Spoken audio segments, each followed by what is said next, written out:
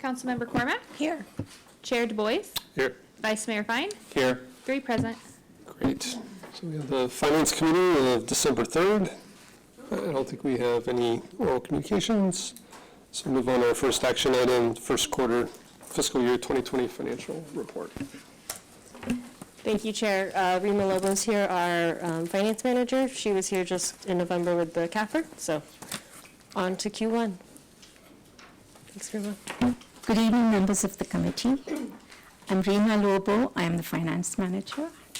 I'm here to present the first quarter financial reports for fiscal year 2020 for the general fund and enterprise funds.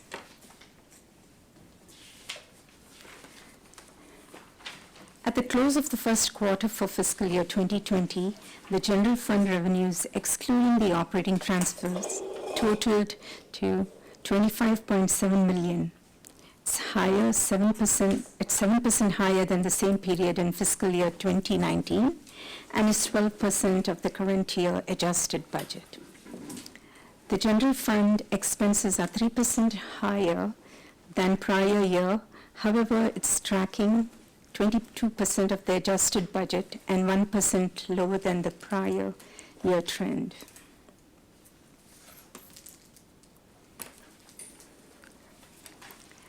This slide shows the table of the general fund revenues for the first quarter compared to first quarter prior year.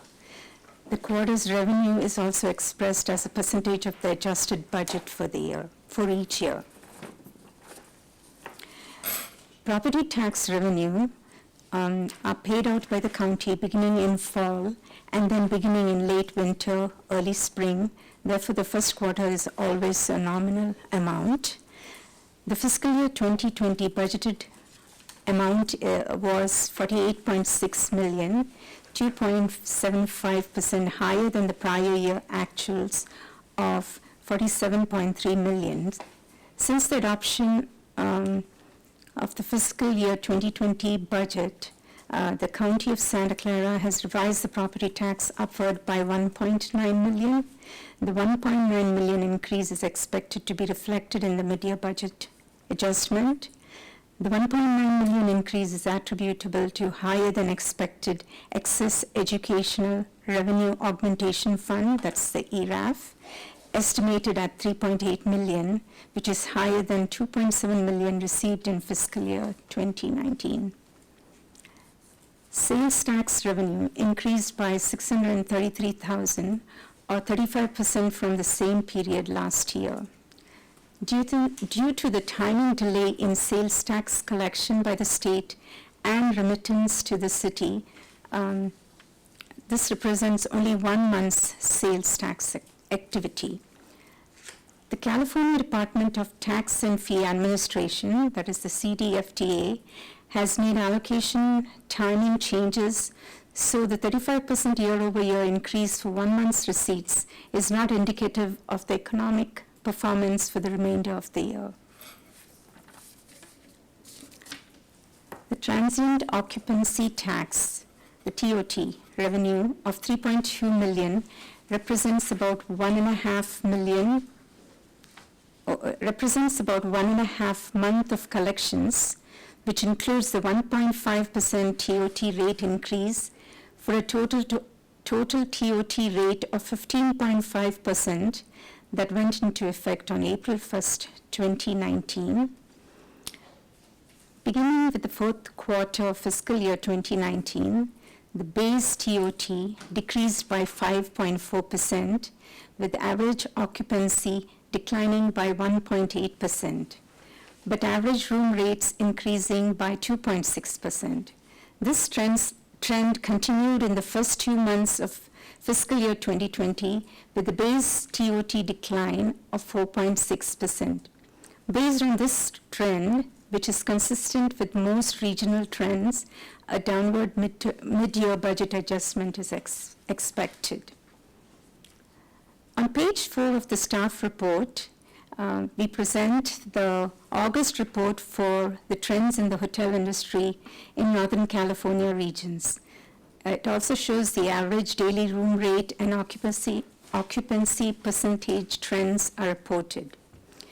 Please note that the occupancy percentage for Palo Alto was entered incorrectly in the staff report, page 4. The numbers for 2018 and 2019 were switched.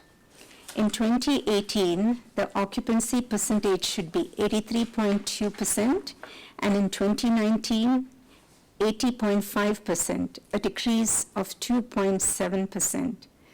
I apologize for the error, and thank you, Councilmember Cormack, for bringing it to our attention.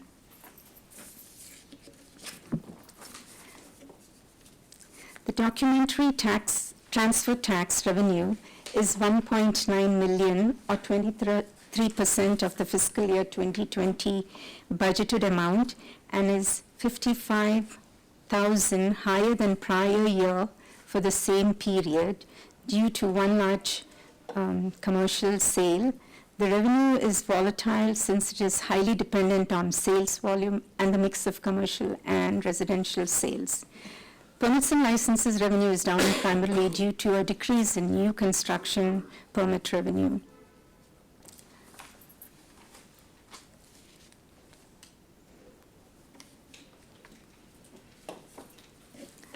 This slide highlights the general fund expenses for the first quarter compared to the first quarter of prior year. Each quarter's expense is expressed as a percentage of the adjusted budget of each year. In fiscal year 2020, the Office of Transportation was established. It previously was a division of the Planning and Community Environment Department. And the Development Services Department was combined with the Planning and Community Environment Department to form the Planning and Development Service Department. Police and fire comprises 43% of the total general fund expenditures for the first quarter, which is comparable to the prior year.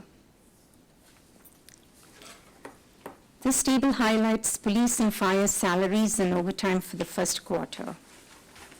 Police overtime is 6% higher from prior year due to major crime that occurred in the first quarter, the President of the United States visit, and staff vacancies. On a combined basis, salaries and overtime are at 24% of the budget through the first quarter of fiscal year, which is consistent with prior year's spend. The department's overtime analysis is included in attachment B. Fire overtime is 38% lower than fiscal year 2019, primarily due to fewer vacancies this year than the same period in prior year, and the city did not send any crews on strike teams during this reported period. Fire is expected to generate overtime savings during the year due to a new deployment model expected to be deployed during the second half of the fiscal year. On a combined basis, salaries and overtime are 25% of the budget through the first quarter of the fiscal year. The department's overtime analysis is included in attachment B. The police and fire salaries increases are due to new labor contracts and an increased number of filled positions when compared to the same period in fiscal year 2019.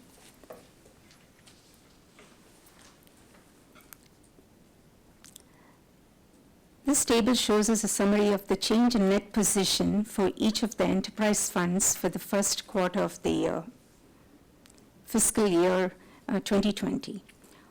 Water fund increased 0.7 million from prior year due to a combination of an increase in connection and capacity fee revenue and a decrease in operating transfers.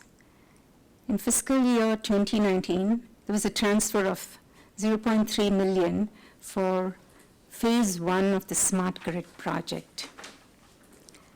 Electric fund decreased 1.8 million from prior year due to an increase in commodity purchases and transmission costs. In addition, the electric fund sold large volumes of surplus energy on the spot market in fiscal year 2019 due to above average hydroelectric generation. Gas fund decreased 0.5 million due to lower city sales as a result of the retirement of the incinerators by the Regional Water Quality Control Plant, the RWQCP. The RWQCP has moved to sludge hauling instead.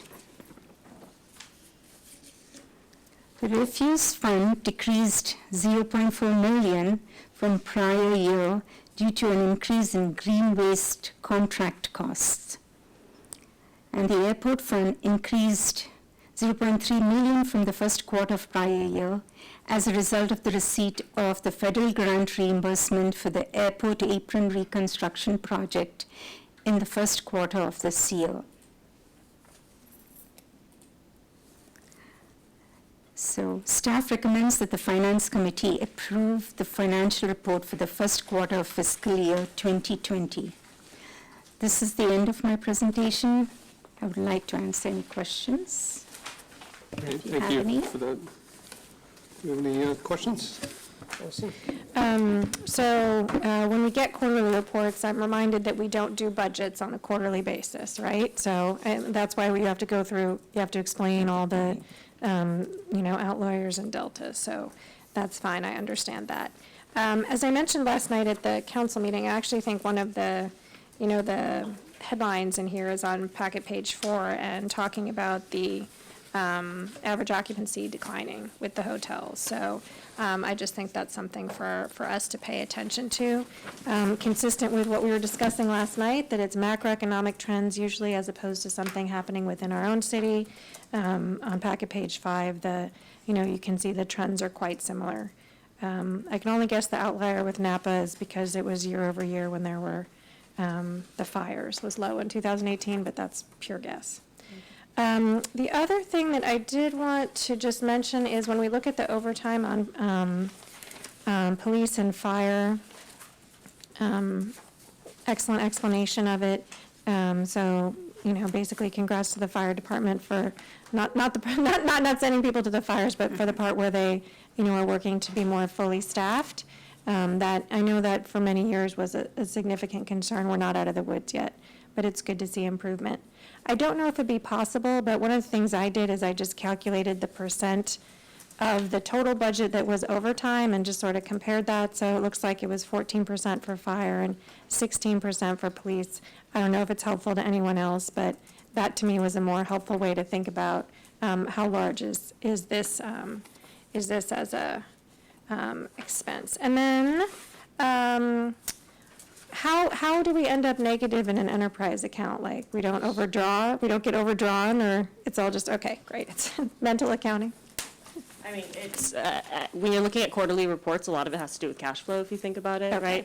right? You have different flows in from a business perspective, so just the net position, meaning your inflows and outflows during that period of time. Okay, it's an accounting thing, not an actual banking No, thing. no. There are sufficient reserves in the utility funds to cover. Okay. And then the only other thing is on packet page 10, it looks like expenditures for the first quarter are 30%, bottom right. So I'm not asking for a budget by quarter, but is there seasonality of our quarterly expenses that's, that's traditional, or is this variable? Like you'd expect to see 25 there, absent some other timing thing. For all I know, there's an extra pay period or whatever, so. If you don't have an answer, that's fine. It's just 30 is, is significantly larger than 25 that made me a bit curious. We would have to get back to you on if there's something unusual going on in this period. I don't know from a pay period perspective, that may be one of them. We'd have to go look Not at the sure. schedule. I mean, if you Sure. find something interesting, great. If not, I don't need you to get Expect back to see to that me. across the board, if that was true. Well, I mean, just look at the numbers. It's Yeah, it's- CSD and Right. planning See, driving it, Mm-hmm. right? And so CSD is strong seasonality to their work. Oh, that makes sense. Because of the summer programs.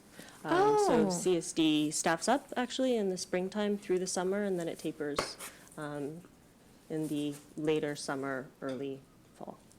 And is planning similar? They get more applications, spring, I'd have to check in summerish? with them on that. CSD does. Apparently DSD does. Yeah, the development center tends to get a spike in the summer months, and then development activity or construction activity tapers off in the winter. And then just the last thing I have is kudos to the fire department for the significant decrease in department disabilities number of days. That's really remarkable. So I'm glad that everyone is in good shape. Adrian?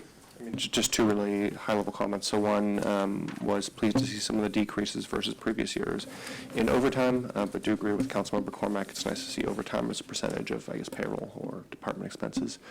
And the other issue, just to highlight, is, fewer applications, less money going into permitting and licensing for planning. So I wanted to understand a bit better what you were saying about sales tax. I mean, what can we draw from how the state is collecting sales tax? I mean, why is it so much higher? What do you mean? Well, as we went through the presentation, I think you said that, because delays, the way the state sends us our money, it doesn't really indicate a trend, but what does it indicate? I'm trying to figure out what it means. So they did a whole system switch when they switched to the CDTFA from the former department within the state that used to disseminate the sales tax. So that was causing some timing issues because they're implementing a new system. And so our sales tax numbers look a little bit wonky because some of the receipts weren't reported in the correct fiscal year. So that's what that's trying to say is. So is this catch up, or do we feel like we're getting money in a more timely manner? It's been addressed. It's been dealt with. It's smooth. It's caught up. Yeah. So like next quarter, should we expect it to go down? Or, I mean, it's 35% higher than it was a year ago. Like, I'm just trying to understand like what the trend is gonna be. It will even out with budget, I think, at that point, because we'll have one more payment and we get the sales tax payment in November. So Well, no, you get the sales tax payment every month. every month. we Darren, do get you a want bit- to articulate yeah. the variance in the CDTFA implementation? Thanks.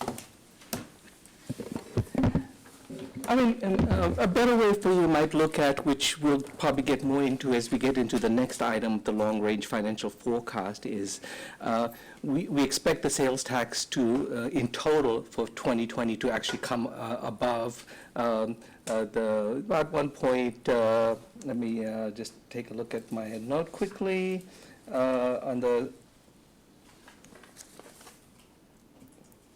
about 1.6 million higher than we currently have budgeted. The 35%, as was mentioning, is not indicative of we're going to have 35% growth for the year. Right. We're going to have a more in the 6%, 5-6% range. Okay. So So it's we should probably. expect some quarters that are gonna be below, sounds like. Yeah, I mean, it's really purely a timing issue. Part of what was mentioned, the state switching to creating a new department, new software, the new staffing had a different perspective in terms of how the timing of the payments will occur. So the 35% is kind of really misleading. Okay. Yeah. Did they change like the net payment terms, or? I mean, we're still getting the same amount, it's just when it's coming That's what I in. mean, like Yeah. net 30, net 60, I mean, did they actually, are they paying us faster or slower, or? They're paying us, they're reconciling more frequently, so in a sense, they are paying us a little bit faster. They used to do a 3-month reconciliation, they do 2 now, so in that sense, it is, and then you have seasonality as well in sales tax, so. Okay. But the way to look at it is the total, how much we expect to get for 2020, which will be more articulated when we discuss the next item. Great, okay, Yeah. thank you. I had the same question about the gas utility. I mean, the fact that us not being our own customer had such a wild swing on gas revenues. Again, is that like a long-term indication that our gas utility is going to be losing money? I mean, that's something we've been talking about when we reviewed those gas rates, right? When you were looking at the gas rate increase year over year, there was definitely a piece that was a change from the the base of consumption, frankly. So yes, this incinerator was a huge user, frankly, of the gas commodity, and so that's something that you always have to look at Right. as you're So setting can you rates. remind me, with our rate increases, do we get back to break even? I'm sorry, I'm not following. Well, so if we lost 260,000, is that in thousands of dollars, or that's just in dollars? No. No, must that's, be in- It's the delta, 1/1, so it's that we reduced our position in the fund.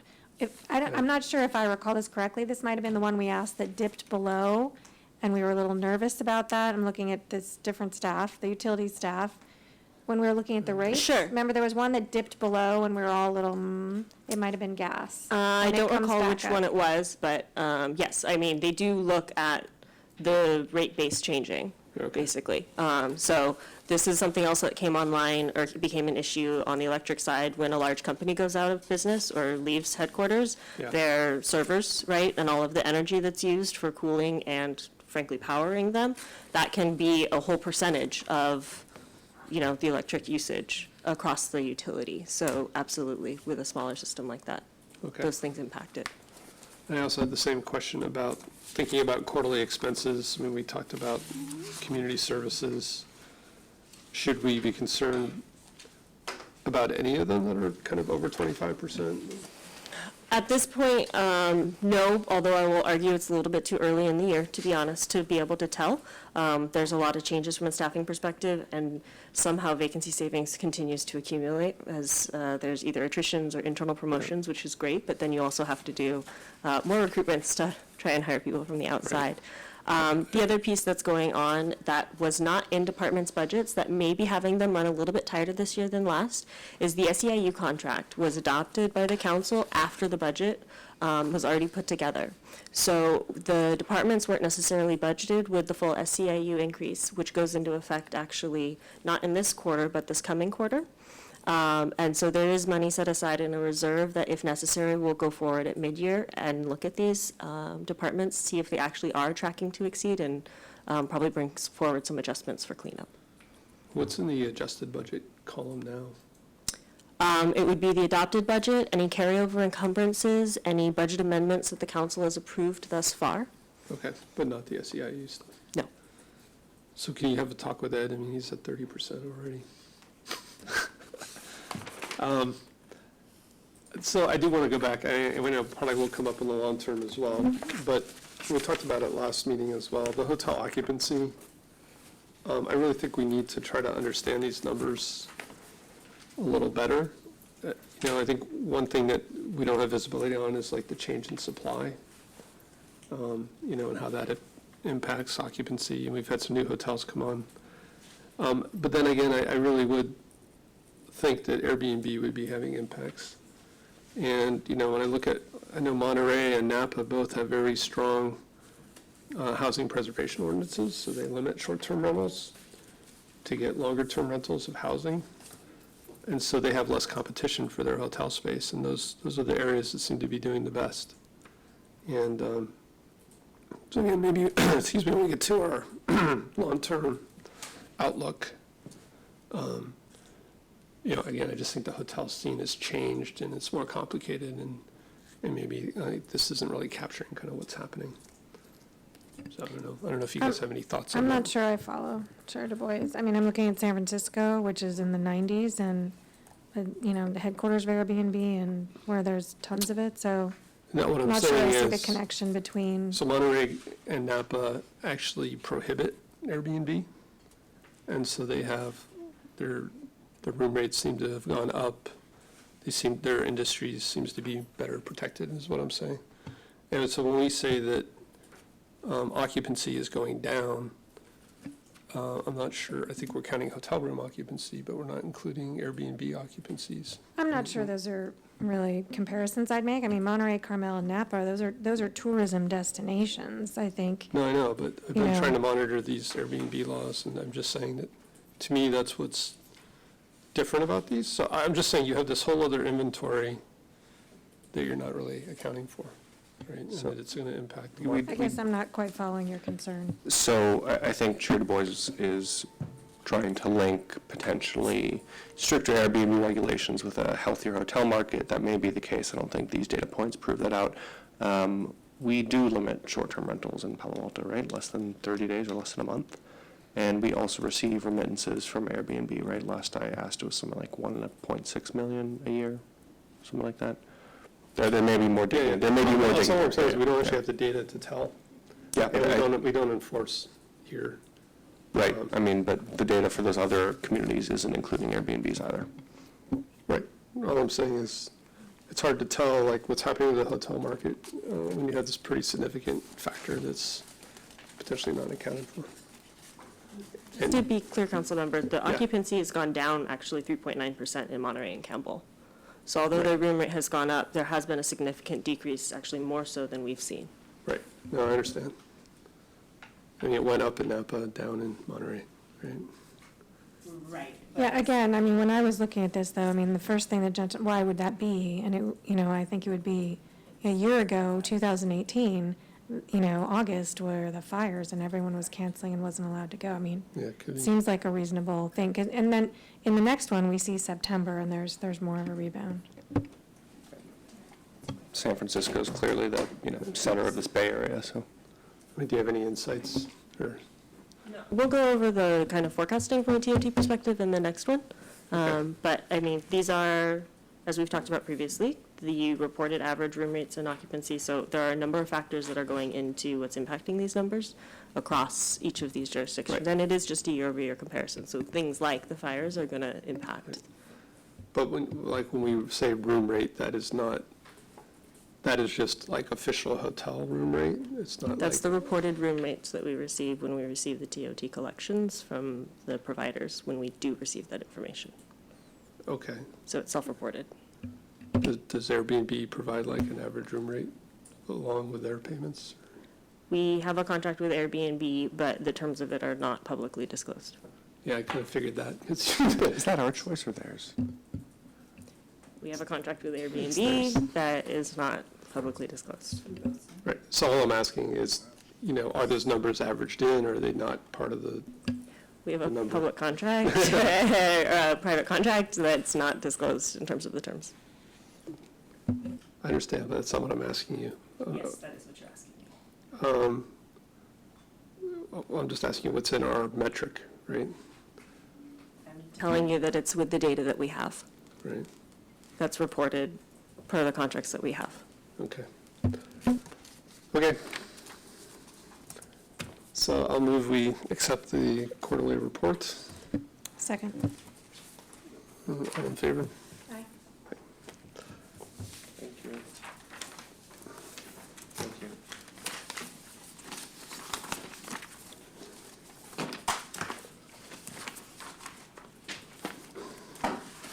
All right, so we're on to the second item, which is the long-range financial forecast.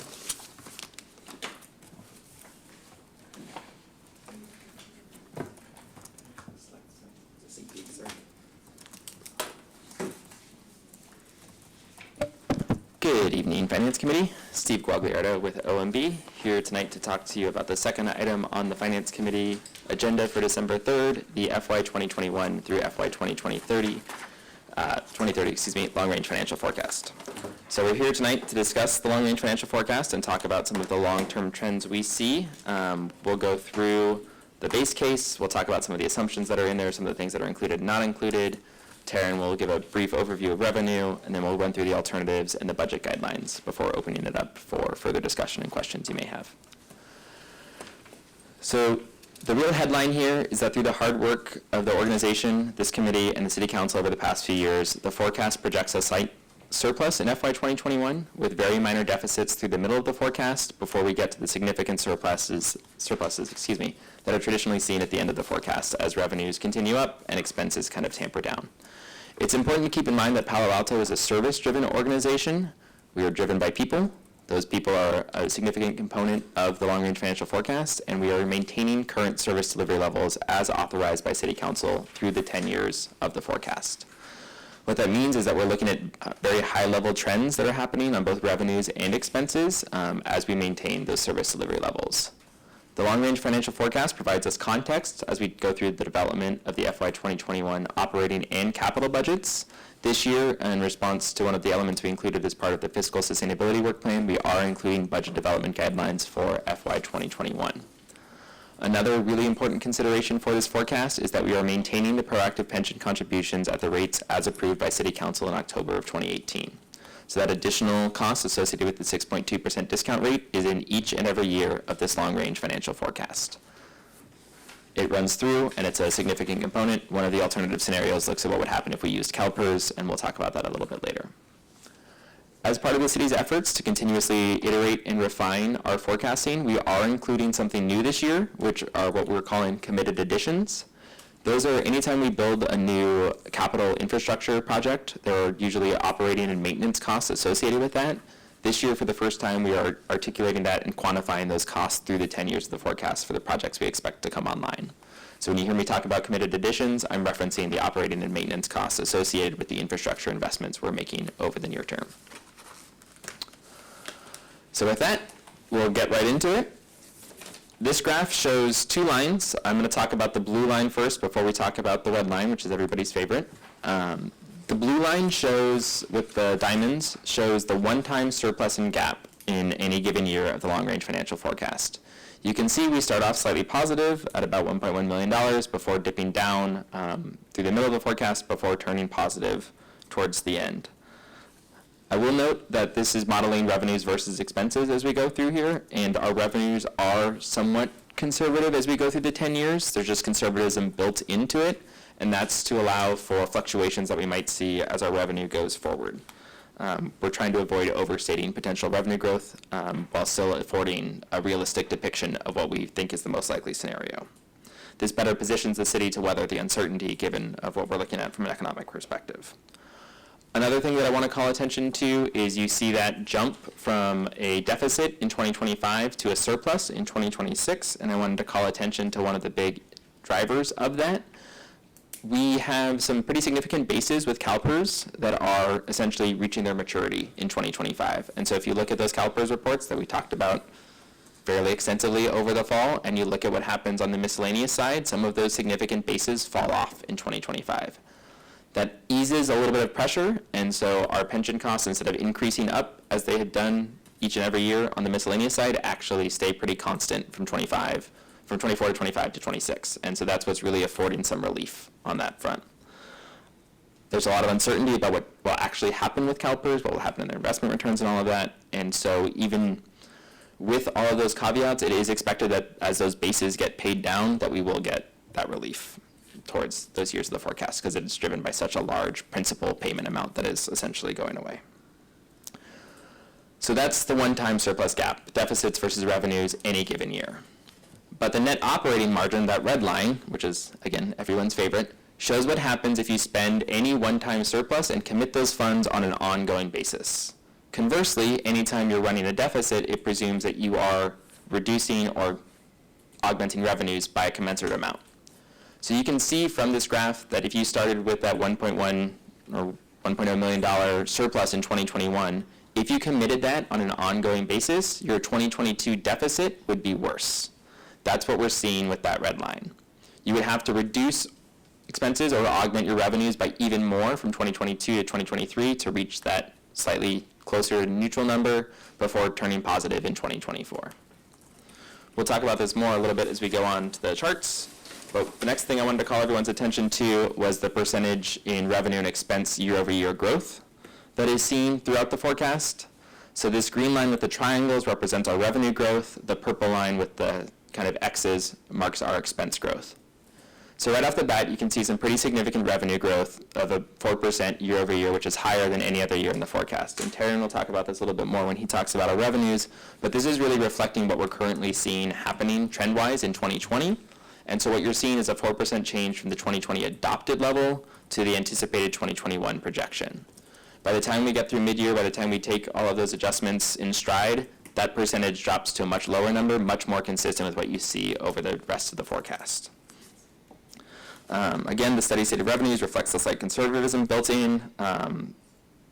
There's different volatility. We just talked about TOT on the last item. We'll talk about that again a little bit more.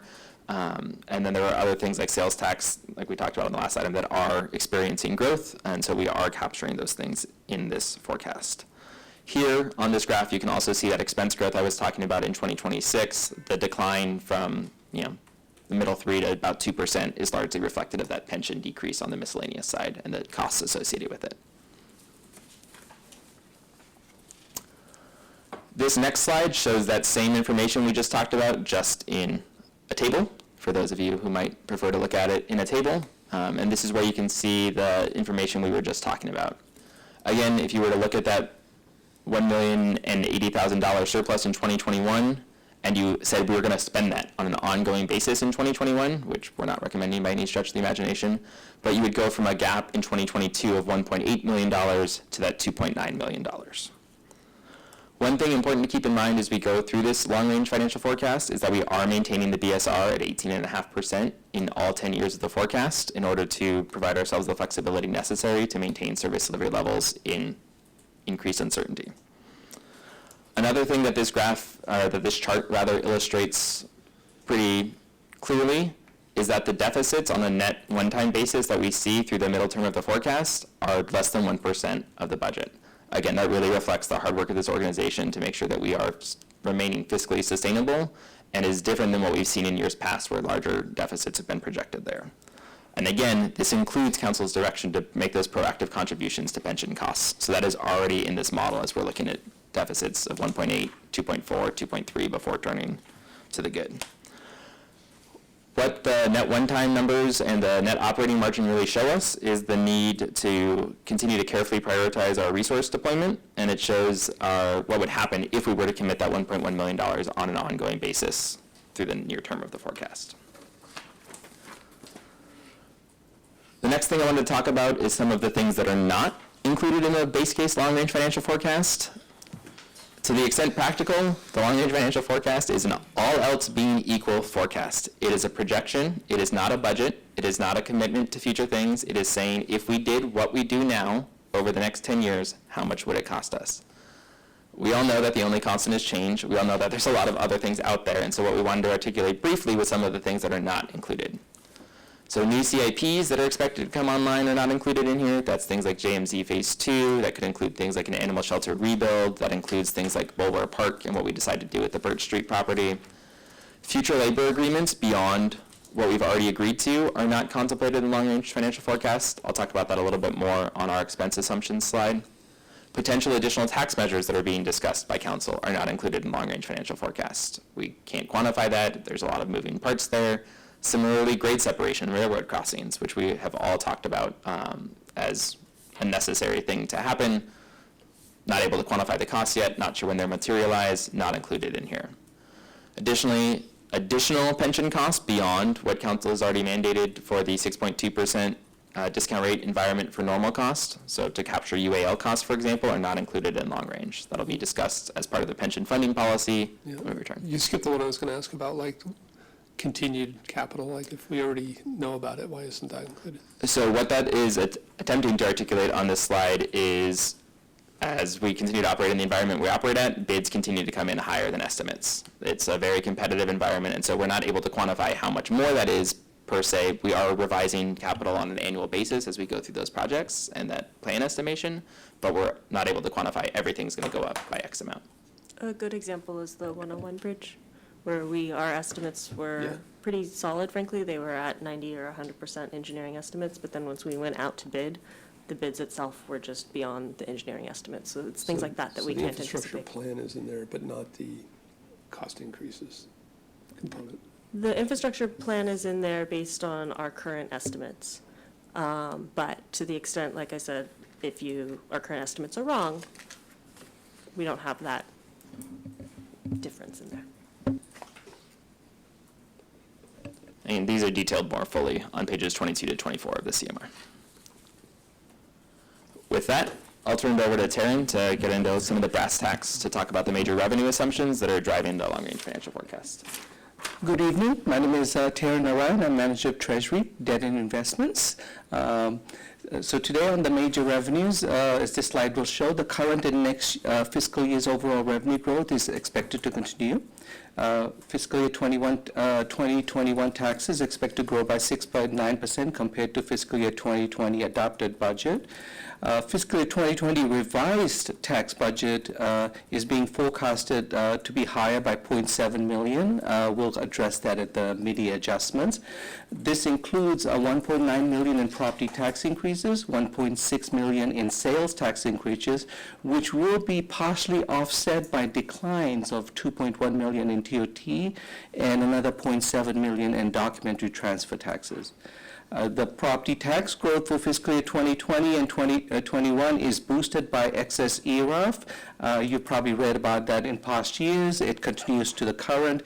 Receipts for 2020 is 3.8 million. It's higher than what we had originally adopted in the budget for 2020, and it's 2.8 million for 2021, which continues for the following 3 years at lower amounts. The expectation is that the excess ERAF is not going to continue forever, but it's been going on for many years. So we're being a little bit conservative, and we are reducing it in the outer years to eventually in 4 years it will be zero in terms of what the forecast is currently reflecting. We could be wrong. It could go down more rapidly, or it could stay. Nobody really knows. For the outer years, overall growth is 4.4%, and for the non-tax revenue is declining by 0.7 million or 1% in fiscal year 2021 over the 2020 adopted budget. So then that's the revenue side of the equation. The other side of the equation is the expense projections, and what we wanted to quickly run through was what is informing those projections. On the salary and benefit side, we do an annual sync of the data, so we build it on actual employee data consistent with the current MOAs through the term of the contract. For the safety units, that runs through June 30th, 2021, and for SEIU, that runs through December 31st, 2021.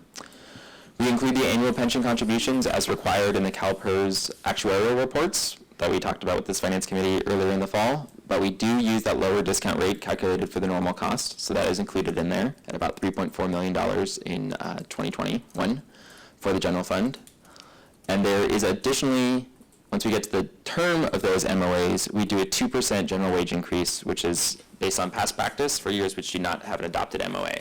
That's meant to be a projection, that is not a commitment to future negotiations. On the non-salary side, we model the CPI of 2.7% based on the type of expense and the general, we've seen CPI increases from August 2018 to August 2019. And so that's what we're expecting to see happen. That's a typo on there. It should say from August 2018 to August 2019. I don't know what the increase to August 2020 is yet. And does that mean you break the CPI down by like categories or sectors? We don't get into that level of nuance and detail. We look at the Bay Area, we look at the overall CPI. Okay, so Bay Area CPIs are on 2.7. From August to August. Do we know if there's actually a lot of variability across the CPI in sectors? So there is undoubtedly some across sectors. It's far more variable over region as you look to see what's happening there. I will say that for the past few years, we've seen pretty consistent CPI in the Bay Area as we go through, and so we're pretty comfortable with this number in the forecast at the moment. We will continue to refine that as we continue through the base process with departments, and so when we return as part of the proposed, all those numbers will be refined. Thank you. And then, as I mentioned at the outset, we also included committed additions for the first time. This represents the ongoing costs of those capital investments. So those are all the things that are in the base case. That's what we did from an assumption perspective in the base case. But another element of the long-range financial forecast that we do is the alternative scenarios. And this could be seen almost as a sensitivity analysis, trying to get a sense of, okay, the base case is all else being equal. We do exactly what we're doing now for the next 10 years and change the costs in each of the years to better capture that. We refine our revenue estimates. But what if you start changing one thing at a time? What would happen? So we'll run through these in a little bit more detail over the next few slides, but I wanted to just focus on it here. Alternative scenario A shows what happens if we did what many of the cities and jurisdictions across the state do and paid what CalPERS told us to pay. You can see that the deficit in 2022 stays a surplus, and we stay running in the black through all 10 years of the forecast. We recognize that City of Palo Alto is ahead of the curve. We recognize that we are making these proactive pension contributions to make sure that our employees get the pension benefits that they are accruing and earning when they work here. But it's just important to keep in mind that that is an element of the conversation. Alternative scenario B models an acute recession. So like I said, there's some conservatism built into the base case over the 10 years, but alternative scenario B shows let's model the impact of an acute recession based on what Palo Alto has experienced over the past few and see what happens. As a result, you see pretty significant deficits in the first few years of the forecast, but then the growth and the recovery that we've seen historically happens and we get back to surpluses at the end of the forecast. Finally, alternative scenario C is included in the transmission to the Finance Committee for the first time. And this again reflects something that the Finance Committee has asked for over the past few years when we brought it to the Finance Committee before it gets brought to full City Council. So staff wanted to honor that request and make sure we included it here in the conversation with Finance Committee tonight. So that shows what would happen if instead of a 2% general wage increase in years without an MOA, there was a 3% general wage increase in the years without an MOA. That 2% general wage increase in the base case and the additional 1% models through all of the appropriate modifiers, which include pension, Social Security, and any of those things that might be affected by a general salary increase. These next few slides just show the one-time surplus and gap and the net operating margin for those different scenarios. Again, in the CalPERS model, where we pay only what CalPERS tells us to, and we're not setting aside those additional proactive funding commitments, you can see that we're positive the whole way through. And again, this really reflects the hard work of the organization over the past few years to structurally balance the budget. The red line shows if we spent surpluses on an ongoing basis, just as it did in the base case. B is that recession model. You can see we get down to that $32.2 million deficit in 2023 before we turn positive and start to climb our way out, before reaching real significant surpluses at the end of the forecast. Again, that really shows the recovery. It shows the entire hit of the recession, but it also shows the full recovery of the recession. And then C is that additional 1% general wage increase for years without an MOA, and you can see that $5 million gap in 2024 before we start to climb out and go positive. One thing to note on this is you're still running a deficit in 2026 in this model, whereas base case you're positive by 2026, but you do turn positive by 2027. Again, it's a similar story.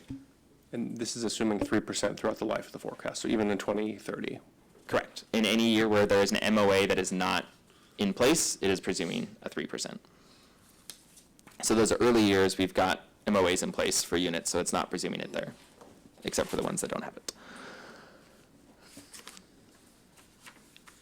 So to kind of wrap up this part of the conversation, talking about the base case, talking about the assumptions in it, talking about what's not included, and talking about the alternatives, it's really important to keep in mind that the city always faces competing priorities. The LRFF shows the context for balancing the high city service expectations against the limited resources we have available to meet them.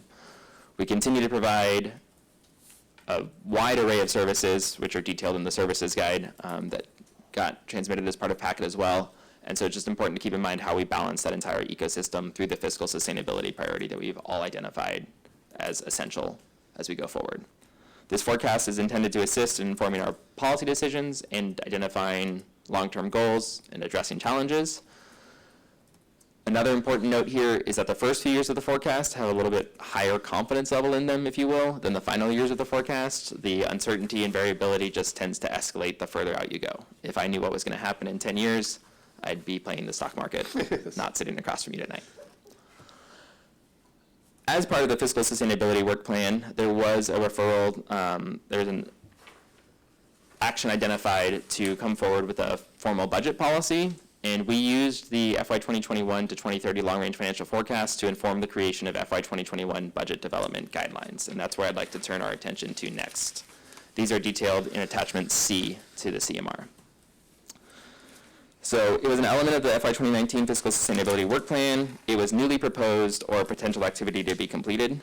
There is a very clear natural nexus between the long-range financial forecast, which tries to project the next 10 years of revenues and expenses, and budget development to shape and explain the context for the service environment that we expect to go into.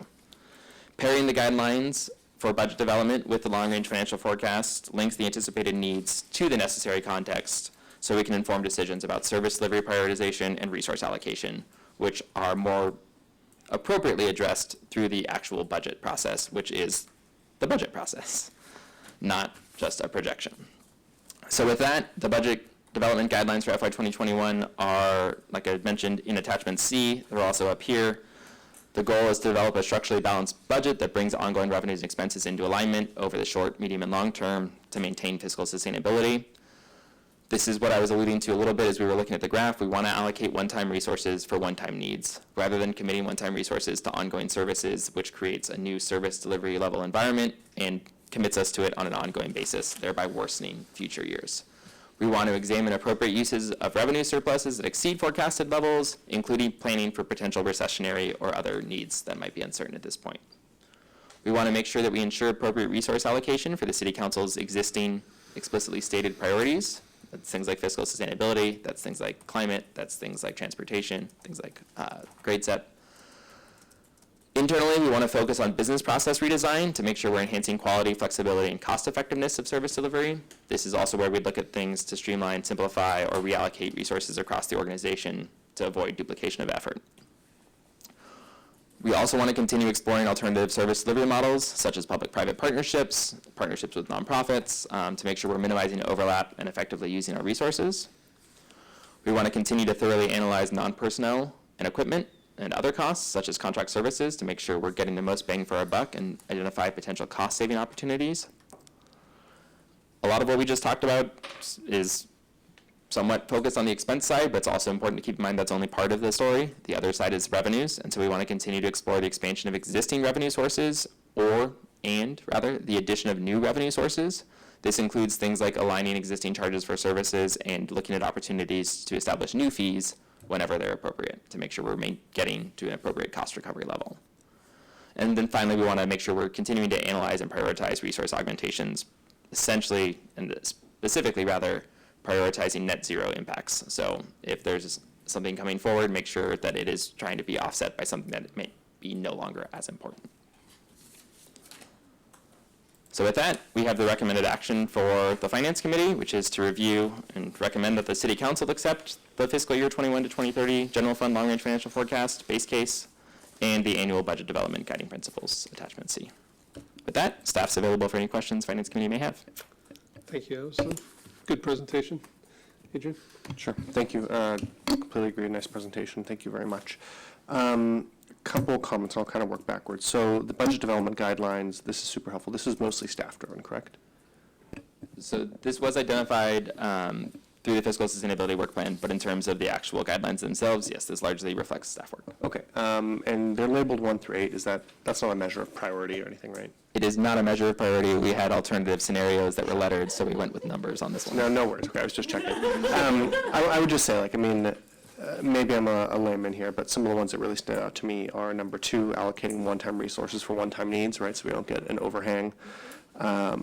Business process redesign for service delivery. And then 8, continue to analyze and prioritize resource augmentations. Augmentations is a nice phrase. Changes, sometimes we should maybe be a little straighter there. The one that maybe is not in here, but stands out to me after going over the scenarios is, I don't know how you phrase this, like a recognition that, labor is our biggest cost driver, right?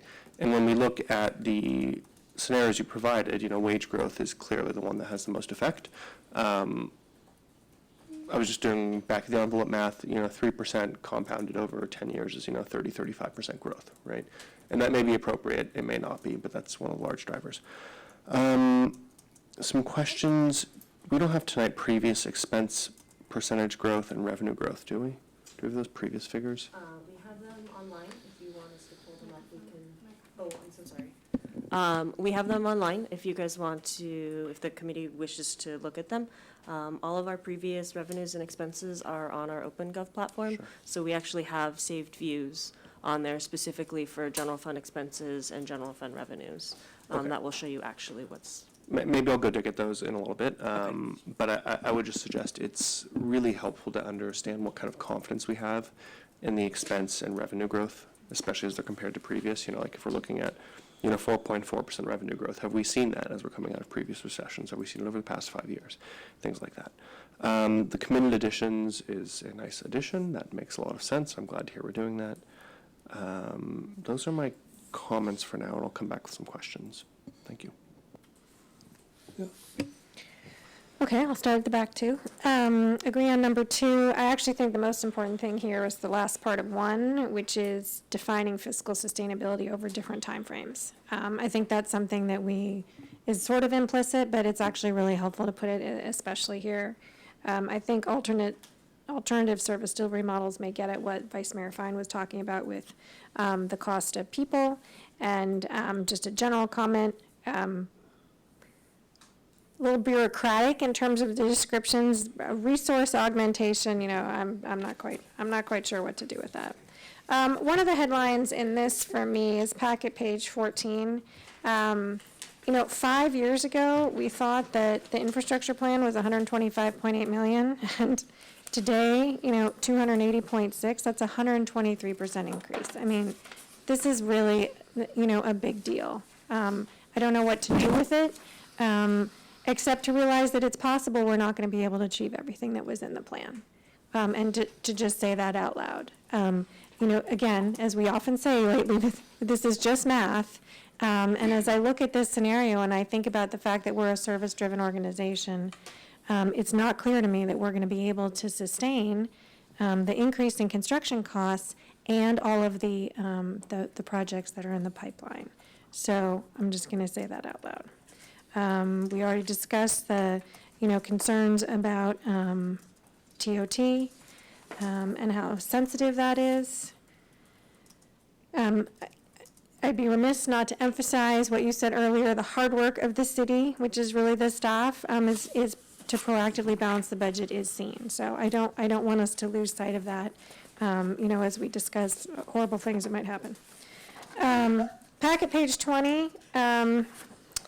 Well, no, scenario 2, it's a little concerning, Deficits over 30 million, I'm not going to, I slept last night, but only because, we went to bed so late after the meeting. Okay. All right, so I'm looking at the forecast portion of the property tax on packet page 20, so page 9 of it. And I guess I'd just like you to talk a little bit. Obviously, we've had a nice steady increase, and certainly we can see that we've been conservative in our forecasts, right? The bars are the actuals. And it looks like we have a flattening and then the old hockey puck. Can you just talk a little bit about the property tax? Does that come straight from the county, or are we adjusting? Because that's such a big driver. Are you referring to the forecast portions? I am. I'm referring to the forecast portions. The county only forecast 1 year, and for example, in 2020, they provided a forecast. In the first forecast they provided, it was in August, so well after our budget is adopted, and they'll provide subsequential. They do not provide any forecast beyond that, so it's basically staff is looking at. They do provide some information in terms of, as new property changes hands, what are the growth factors coming in to indicate maybe what the 2021 will look like potentially. But really, it's kind of limited because the first 6 months of the year, with July to December, they're focusing on doing the property taxes, getting the bills out, asking the questions, things like that. Then they really focus on processing all the sales and stuff in the latter half, which is January to June, when they really ramp it up between April to June. So early on this time of the year, even for 2021, that information is very limited. So we're looking at past trends, the limited information that the county provides us, and then extrapolating based on that any unusual things that may be in the pipeline that we're aware of in lot sales or things like that. And then the staff is then using that information to forecast it, and then we use CAGR as a means of kind of validating and testing ourselves in an alternative way to see if the forecast is reasonable. So we try to be as accurate as possible for 2020 and 2021, and we're a little bit more conservative on the outer years, as was mentioned, since those will then be revised as we go forward. Thank you. As I look at the slope in the first half, it looks moderately conservative. Let's just put it that way. And I think that's appropriate, but I just want to acknowledge that, we see a shift in, the rate of change there. Now I'm on packet page 24. So, talking about the laddering of the portfolio. And so I just want to read this. As a result, city's portfolio yield and earnings decline more gradually than the market rate declines. So the inverse then is also true, right? Our portfolio yield and earnings increase more gradually than the market. Correct. Okay. So over like a 10-year period, we typically, in 2 years, the quarterly investment report we do, there's a nice little graph there that shows more than 10 years of data. The market will kind of be above us, but over probably about 7 or 8 years, we will outperform the market. So that's a pretty decent trend. Very grateful. I mean, committed additions, that's just, I view that as like, what's the best way to phrase that, continuous improvement, right? Okay, we've seen this happen a couple times now, we need to put this in there. I actually remember that with the library. People were super concerned, would the city have enough money, to fund the operations of it? All right. So page 34, in legislative updates, we're talking about property tax changes may be impacted by a potential state level ballot measure in November 2020. I assume that's referring to the Schools and Communities First ballot measure that is called split roll, the Prop 13. Do we have any numbers on what that might look like? No. Okay. Fine. And then, so the long list of things that aren't included is imperative for us sitting on this side to remember, right? And again, that's another part that makes me scared. Especially the part where we talked about, scenario 2 plus that list of things that we want to accomplish. So, I guess the last thing, just going back to the budget development guidelines, is there anything new so I realize this is a new document, but are there things in here that haven't traditionally, like if you had to pick one thing that's a new way of thinking for budgeting, which one would you choose? That's different from how you might have budgeted in the past?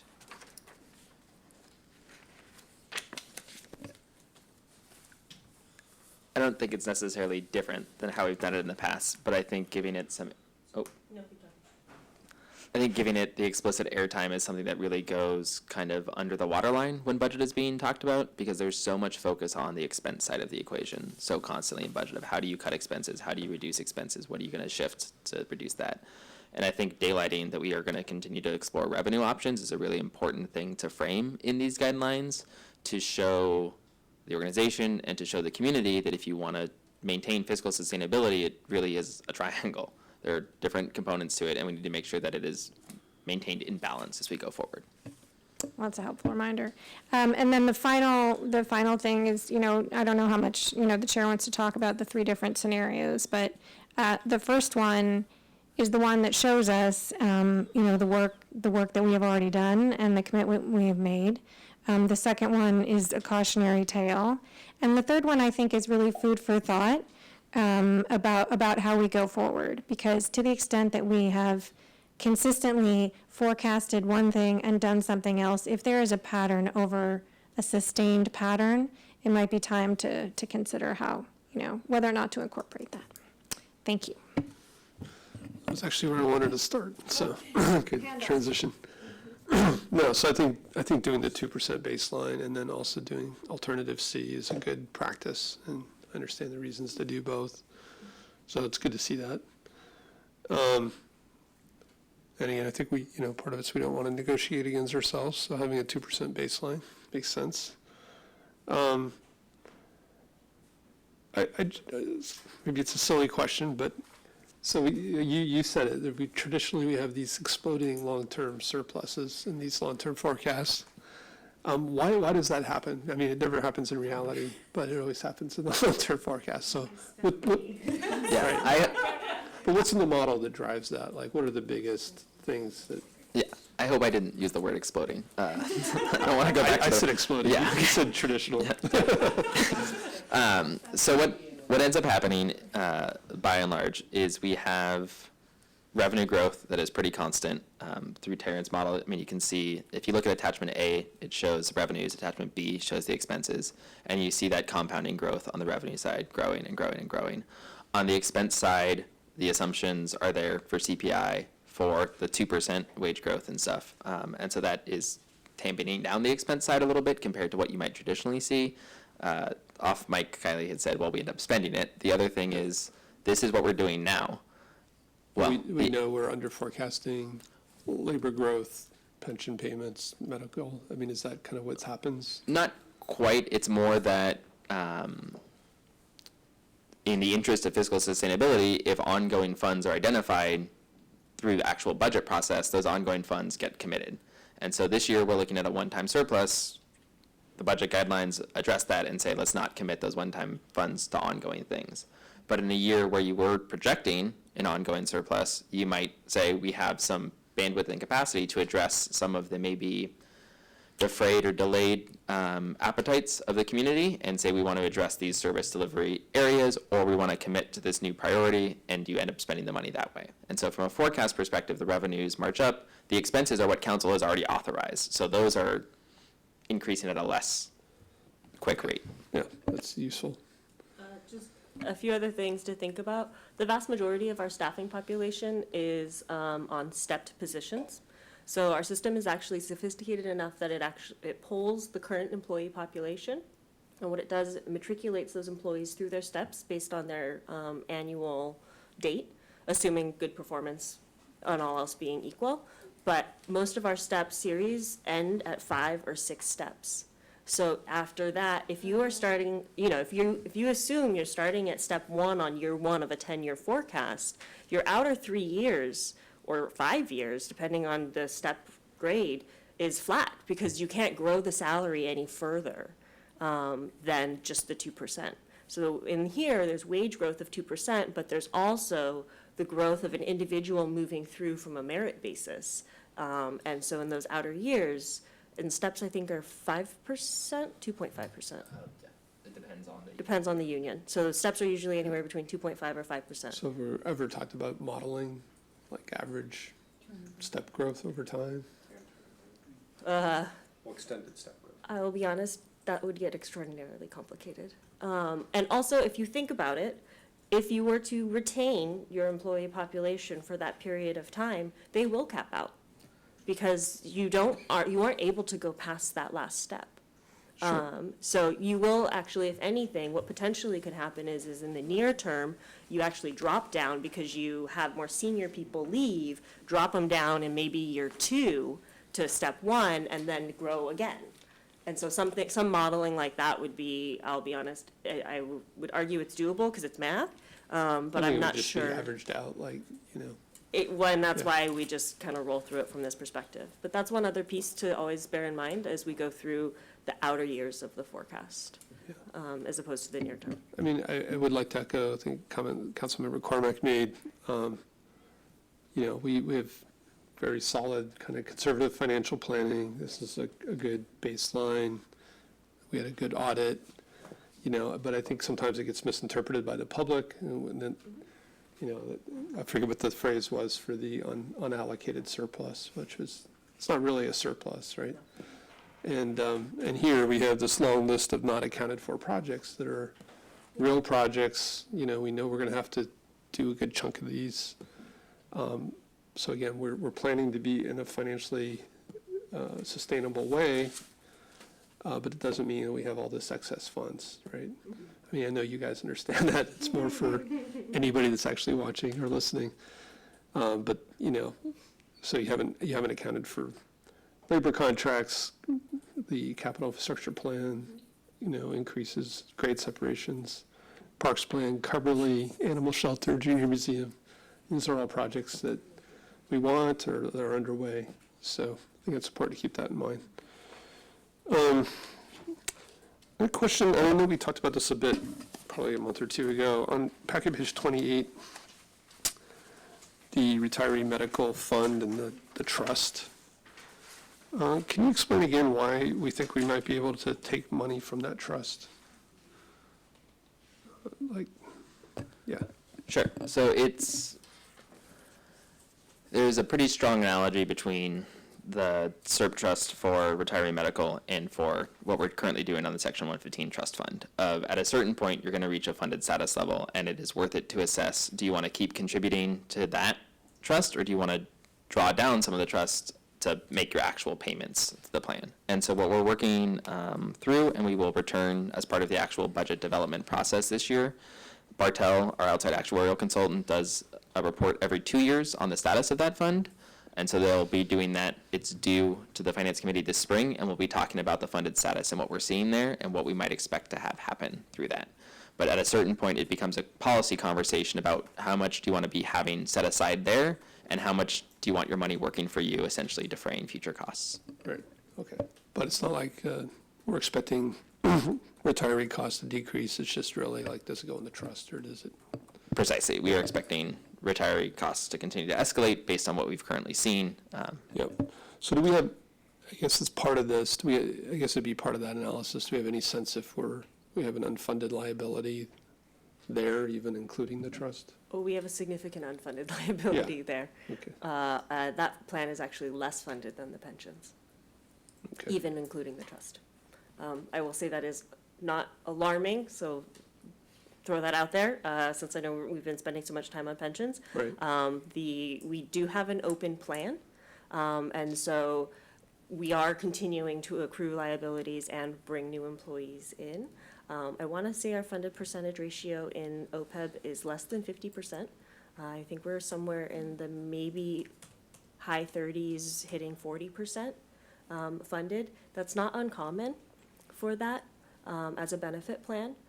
And for those agencies where you see higher funded ratios, not all of them, but many of them have closed plans, which means all they're doing is paying off a benefit that no longer will grow, right? They don't have new employees going into it. We have more control over our retiree medical plan than we do over our CalPERS plan.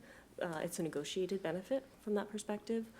So, and we've frankly amended our retiree medical plan multiple times. So we have many tiers of that benefit. Yeah.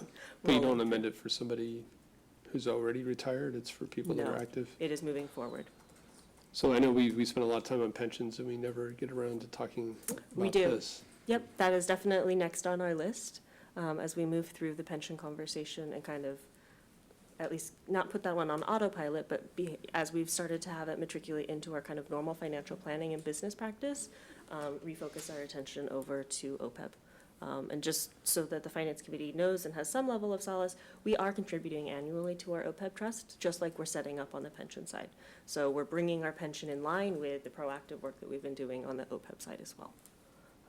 What do you mean by bringing it in line? We're paying at a higher rate, or? No, we're proactively looking to address it. Okay. So you could be paying, say, an OPEB rate that's just the hard costs that are going out every year, but instead, in addition to those hard costs every year, we're actually investing in our OPEB trust. So that OPEB trust is about $120 million right now. And so we're putting in anywhere between $2 and $5 million a year into that OPEB trust. So It sounds like we're nowhere near, like, covering the normal cost, or it sounds like. you're covering your pay-go costs, absolutely, in that plan. Okay. And in addition to the pay-go costs, we're investing in the trust. But if you're to look at the long-term liability and actuarial calculation, that's where you'll see your fundedness is not at a high percentage. Okay. But again, Thank you for that. common. Yeah, but that's a common, let me make that abundantly clear. That is a very common status of your OPEB liabilities. So just a last discussion maybe on the scenarios. So, we've gone through a long period of strong economy. Everybody's talking recession sometime.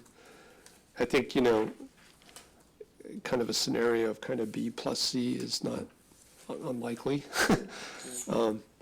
So what are the levers we would deploy? So if we were starting to get into those almost $30 million a year losses, again, I understand it's a long-term just financial plan, but is there some recession planning that we should do what's our ability as an organization to adjust quickly, and, what are steps we would take if we started to go into that scenario? You are hitting the notes that I would say that we as an administration are also talking about internally, just so that we can start to work to be more prepared for something like that. We are really proactive from a financial planning perspective. We try and always live within our means, basically. If you were to look at our finances, we run from a financial perspective very conservatively and very diligently. In terms of a recession, one of the things that we do is keep our BSR fully funded, so that's one option. We're always looking at our hiring. Every time we hire someone, we're looking at the position that's vacant and that's being requested to hire and whether or not we should hire that position. But I think it will take some more work with our city manager's office and frankly, our ELT team and the council on if we want to do more public planning in terms of, having a lock stock plan if a recession were to hit. Yeah, one quick thought. So BSR's one-time uses, hiring. Has there been any discussion about actually, maybe it's too late, but like for this year, but maybe next year, like increasing our BSRs above the median? Yeah, to be honest, that's one of the things that was in our thoughts process as we were going through the 2019 year end. That's part of the reason why we left some of the money in that BSR is from a fiduciary standpoint, knowing that the budget is increasing, knowing that we're kind of bouncing along the bottom, anytime we can kind of leave things flush is a positive thing. To the extent our tax revenues come in higher than expected, that's one way of. So maybe increasing the BSRs with any. No, I don't think we need to increase the BSR, just, try and make sure that it doesn't fall below the 18.5% so that it's flush when we need it, or if we need it. Okay, so I guess I was going the other way, which is if we do anticipate a recession, do we go above the 18.5? Do you go above the 18.5? Yeah. I do go We to already 18. are above it right now. Yeah, okay, but again, like it maybe as a short-term policy, Um, continuing. Oh, I'm saying, are you saying in terms of the guidelines? No, Or, I'm just talking about So, strategies. right, the range is 15 to 20, and we have a Correct. target of 18.5. Are Correct. you suggesting that the target be 20? Yeah, I'm just wondering if that's the way we're thinking about it, like we should be kind of going up right now, anticipating needing to draw on it. But So I had the exact same question as do we want our BSR to be elastic if we see, vulnerabilities or risk rising, right? And I guess follow on is, do any cities do something like that? Do all cities have a BSR? not this big. Okay. But they do have reserves, and they do it in different ways. So that's the next question is how else do cities reserve and, Sure. put away for a rainy day? Sure. So sometimes cities will have a contingent account that's, something that is, 2 weeks or 2 months of payroll, basically. It's like the emergency fund that you always keep and you only touch if it's like a fiscal emergency. That's a lot lower threshold. That's like maybe 3 to 5% typically. And then if they have that low reserve, then they'll start planning other policy reserves like an economic stability reserve. So when they start seeing a recession coming, they'll do a separate reserve for socking away that money, because they have their contingent reserve for, catastrophe. I need to make sure payroll gets paid for two months. Great. And then this is another pot that's being established by policy. Okay. Our BSR is Kind really of both. high and kind of both. Yeah. Yeah. Okay, so that's nice to hear, and I am interested in Chair Du Bois's comment of, do we start saving more and aiming for the higher target as we see risk increasing? I guess the other side of, other way of thinking of this, Councilmember Cormack mentioned, you're looking at a $32 million deficit in a single year. What would we do in that case, right? And I wonder if it's not a helpful exercise for us to maybe combine scenarios B and C, right? So recession and increased employee cost. Look at what is our most down year and then figure out how do we pencil this in, right? And then backdate that to the today, right? I don't know. Is that a helpful exercise? Would we know what to do, pre-planning? it sounds like you said you For a started down year? talking about it. So I think this is something that the administration should be and is frankly tasked with. It's, Allison said, I slept last night because I was up late, but honestly, as looking at this long-range forecast, that is planning for what happens if we have a downturn in this economy is something that's on the top of my mind as the one who gets to balance this with the city manager and council every year. And so always looking at ways for us to try and balance the needs of the organization on a day-to-day basis, but, you know, go above the 18.5% to 19.5% for, you know, whatever period of time, so that as council is spending, instead of dropping below the 18.5, we're starting at 18.5. It's little things like that that we can start to do from a fiscal perspective, so that we aren't, I would say, I caution because I say this because we offer a lot of services and we're a service-driven organization. So if you really start to go to the doomsday and publicly talk about cutting something like $40 million in a year, it's really hard to have that conversation without a lot of Council and community input. well, and unrest, Yeah. frankly, No, I mean, from everybody, from all parties. it's a good point. When I remember speaking to Vic Ojakian at some point, he's like, well, like, you know, in your first year, if you have a recession, like, what are you going to cut? Right, and that was his question to me, and it always sticks with me. And, you know, it's something we have to. And you don't really, even in this recession model, you're not modeling cutting back on anything or. No. Or freezing hiring or doing any of that stuff. So- Because it's all as is, right? Exactly. And so that was my question, is like, how much pain can we absorb for how long, right? With an 18% BSR, at what point are we doing things like a hiring freeze? Are we doing things like cutting or reducing services, right? I mean, your first ones, I will say, are like the immediates. The moment you start to see or feel that downturn, you start assessing hiring so that you don't make the problem worse, frankly. You look at resource allocation of existing resource, maximize it, and then start to assess risk. That'll be like instant as an organization from that perspective. The bigger picture items are we actually going to change our service delivery? And those are really tough questions. And so, you know, balancing having those questions potentially many months, if not years in advance, and kind of putting the organization and community through something like that at a really detailed level is something I think we really should consider the side effects of.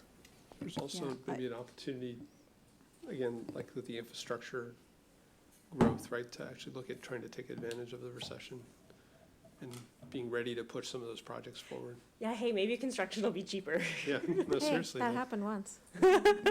And part of what's inherent in this is the community's tolerance for difficult choices may change if the environment changes. So when you're in a terrible recession, and if we have to make cuts, people sort of go, well, yeah, we're all doing that. We're all doing that at home. For us to sort of theoretically go through that exercise when the pain isn't real, is a different environment to be trying to do that in. My thoughts on this are that it's an important exercise to do scenario planning that is appropriately left with the people in charge of operations, which is the executive leadership team under the city manager. You know, I think we can trust that, you know, staff has looked at this and, you know, those numbers are a concern and you'd want to have some ideas, right? Whether or not we need to do that, I'm not convinced we need to do that in public at an excruciating level of detail. We already do an awful lot of excruciating level of detail here on Tuesday nights. I enjoy it. I don't know how many other people, you know, are really up for this type of activity. But it's absolutely appropriate to do some scenario planning, you know, around alternative B. Alternative C is not as, it's not as dramatic. It's certainly something for us all to reflect on, but alternative B is really where we would expect, as the city manager did before, right? Sitting in this very room, 2008, you know, going through and figuring out what can we do, and was able to do more, I think, than people thought would be possible. So I think scenario planning should be done. I'm not convinced we need to do it at a high level of detail here. Any motions? I'll move the staff recommendation. Second. Cool. All right. Thank you, guys. All in favor? Yeah, thank you very much. Big thank you to Taryn and Steve and Paul and Christine and all the budget team for pulling all of this together, including all the scenarios in advance. Thanks, guys.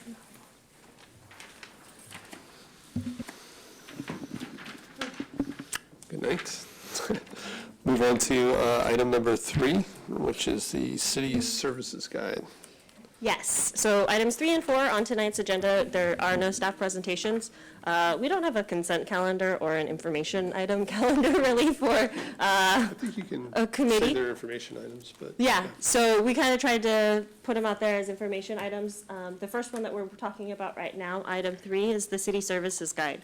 So this effort began about a year ago, maybe a year ago and a month, as we were trying to address the $4 million, the quote-unquote $4 million cut that had been through the 2019 budget process.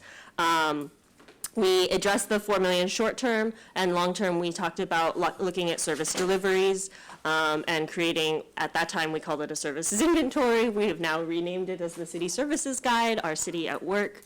And before you is that final polished product. If the Finance Committee recalls, we brought an example to the committee in the springtime of last year. And really one of the pieces of feedback that was really helpful for staff was not just the numbers and the programs that are delivered by the city, but the return on investment. And so we partnered with Concordia to create this document.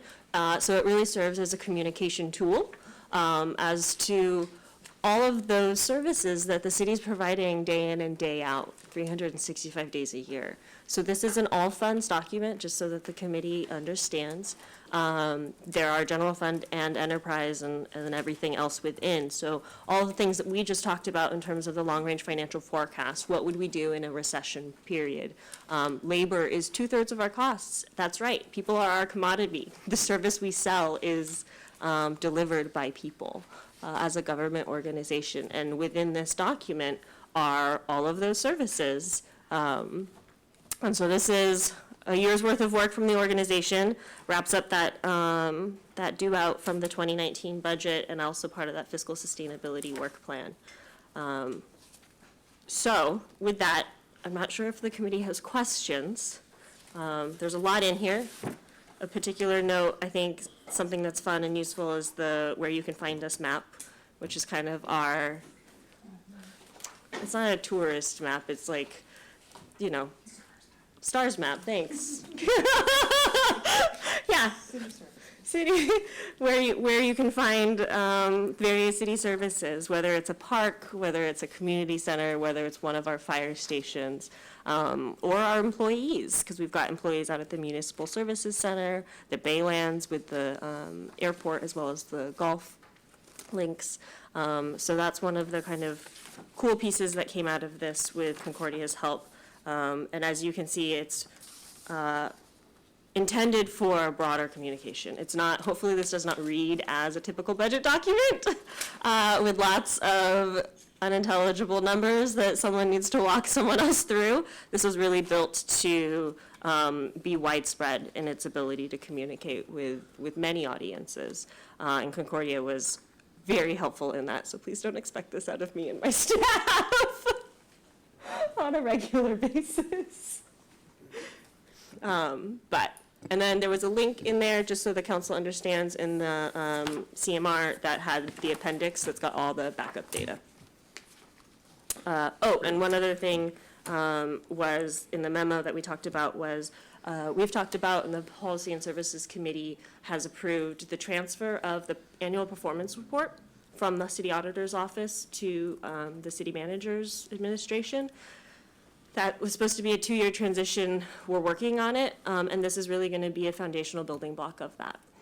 So we can really start to use this tool, build upon this for that performance report that we do to really start to measure and report out on, and frankly, identify per those guidelines any other new additional service areas, changes, delivery, alternatives and whatnot as we move forward. That was one of my primary questions. It looks a lot like the performance indicator report in some ways, but we're going to continue to get that as well, right? Yeah, so that right now is in the city auditor's office, but over the coming years, supposed to transition to the city manager or ASD under the city manager. We're not quite sure yet.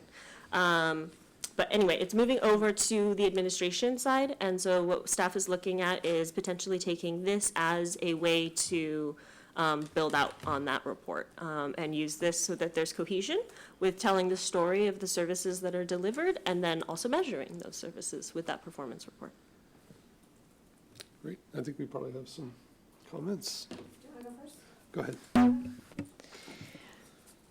This is a good start. So I am curious about the audience, if you can just say a little bit more.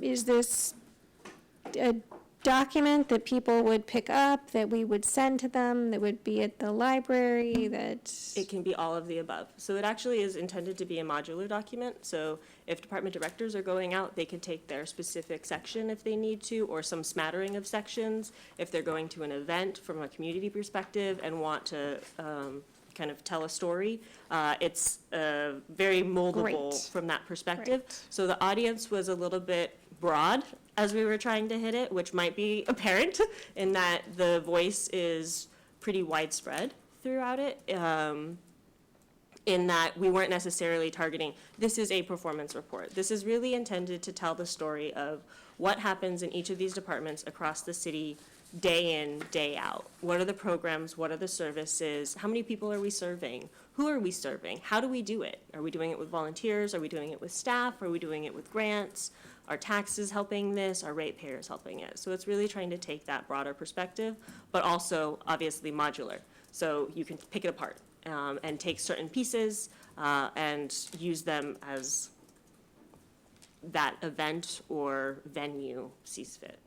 Okay, And yeah. we also are integrating it into an electronic format. Yeah, because I tried Yes. to find, I mean, I went through it and it says click, but the attachment, I mean, the Oh, yeah, one the for us attachments. didn't, so at some point it'll be better. So things that I like are the visual nature, right? No surprise. The map is fantastic. The icons that sort of pull out, here's the one thing you need to know on each page, super great.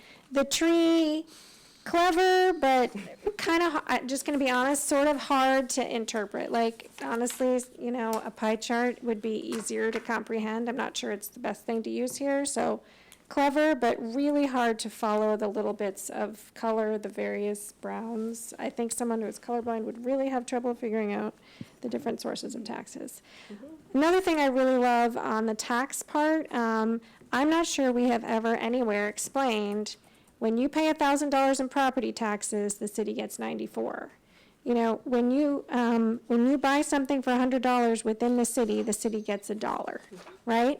That's fantastic. So if we get nothing else, I'm happy about that. The departments, the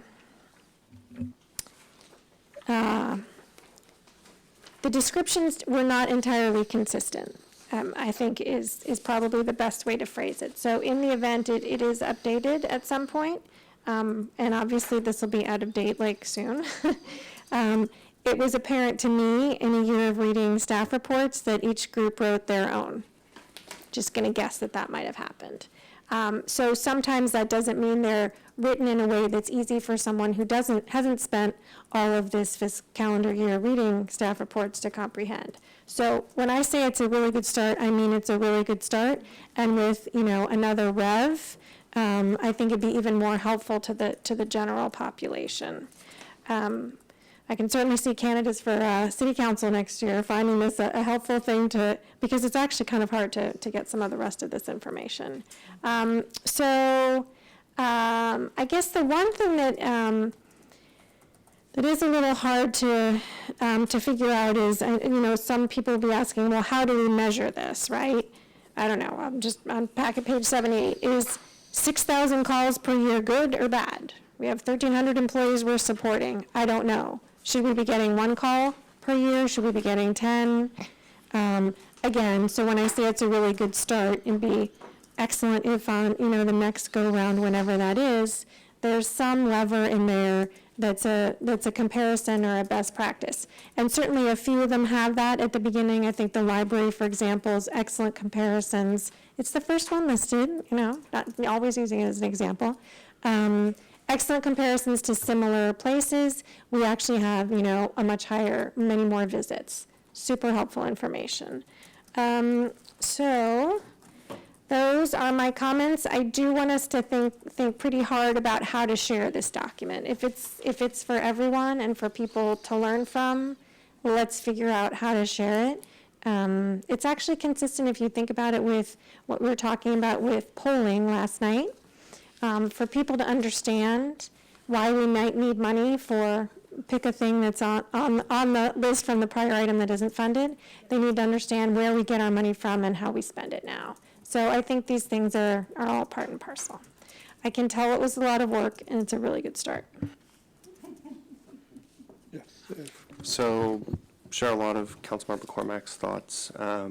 Just a few ideas. It'd be awesome to have the map up there. I've actually never seen a map like this of the city, and it was really kind of nice and just interesting. We call it the STARS map. Sure. Great idea. Agree that comparisons are super helpful, right? Some of the departments have them, others not, and just across the board, that'd be really nice. The other idea that kind of stood out to me is like, what is not included? And I'm sure you guys can sympathize with this. When you get people who are like, well, why aren't you guys like fixing this issue at the schools, right? Or like, or things like somebody was complaining to me recently about like, oh, some like weed abatement issue, like all the weeds. I'm like, that's taken care of by the county. And so I think actually there is understandably a lot of confusion about like what the city does and what the city doesn't do. Who's responsible section? Yeah, like this isn't City of Palo Alto's problem, it's somebody else's. I don't mean it in that way, but like what we're not responsible We can for. just make sure that El Camino's in there as things we're not responsible Exactly. I mean, like the number of times I've heard about like the off-ramp from El Camino to University and how terrible it is, and I think it's terrible too. And I'm like, that's actually run by the go through it, or like signal timing on the county expressways. There's probably a page in here of like things we don't do, and here's who's responsible. It's not to like offload blame. It's actually just to say like, hey, like we Not should. our job. Don't call us, call them. Right. And I just bring that up, like, looking through this, there's an amazing range of stuff we do. This is a really nice, like, marketing document. I think to share it digitally is a great idea. But yeah, there are some improvements, and I think the other side is more to the performance side that Councilmember Du Bois was bringing up earlier. Like some of these figures are really hard to put in perspective. Like, so 15, library visits per Palo Alto over a certain budget, like, is that good compared to elsewhere? Like, is that the right investment versus like, the amount of, I'm sure Allison, you are way above average there. No, it's not me. It's not my library. It's our library. Right. And, but like, is that good compared to like, like maybe we spend $10 per library visit and maybe we spend $1,000 per fire call. So the thing, I'll just jump to the answer on that one. It would be about the number of hours that we serve, and they actually have that in there. Because we have 5 libraries, we provide a much higher number of hours available at the library. So Sure. that's the one that shows that we are providing for essentially the same level or a lower budget, vastly more hours of library service. Sure, I guess I would just say, like, if there is a way to compare across departments, like service levels to citizens, right? Like, hey, if I go to the library, the city is going to effectively outlay some amount, versus if I call in fire services, it's a different amount. Right. And like, obviously, there's different priorities. In Or the both. golf course. Or the golf course, exactly. Like, I mean, somebody mentioned to me, like, oh, have you checked out the new golf course? I'm like, no, I haven't, because I don't golf. We're talking about not whether performance. it's good or bad, but it's a real performance indicator. Right. It's like hours per dollar. It needs Yeah. to be a metric that's meaningful. Across Right. different departments, like, and we know that, like, yes, we're willing to spend more on fire services than something else. Last thing, I was absolutely shocked to see the Palo Alto City Council has a department cost recovery of 15%. What is that? I do. We allocate general fund charges out. Under the city council. And so since the city council is fully funded in the general fund, but everybody benefits from the city council. We get charged guidance. out. That's a stretch. Charged out too. So for Anyways. example, the council and the committee review the utility rates, or any utility contracts or projects, so, That gets Yeah, charged we out. went through this when we saw the budget for Yeah. the council, the chambers thing, Correct. right? And I'm like, why is this getting allocated Yeah, to it all really these makes sense. places? And that's why. Anyways, so those are my comments. Thank you. I think it is a really nice document, but there's a kind of separate performance side here. Yeah, so I kind of want to go into 2 places. So, first of all, yeah, I like the report. Personally, I like the tree. I think it's an interesting view of the city. So it looks like, so HR looks like the benefits for all employees were allocated. Why did you do that? Why didn't you allocate them out to departments?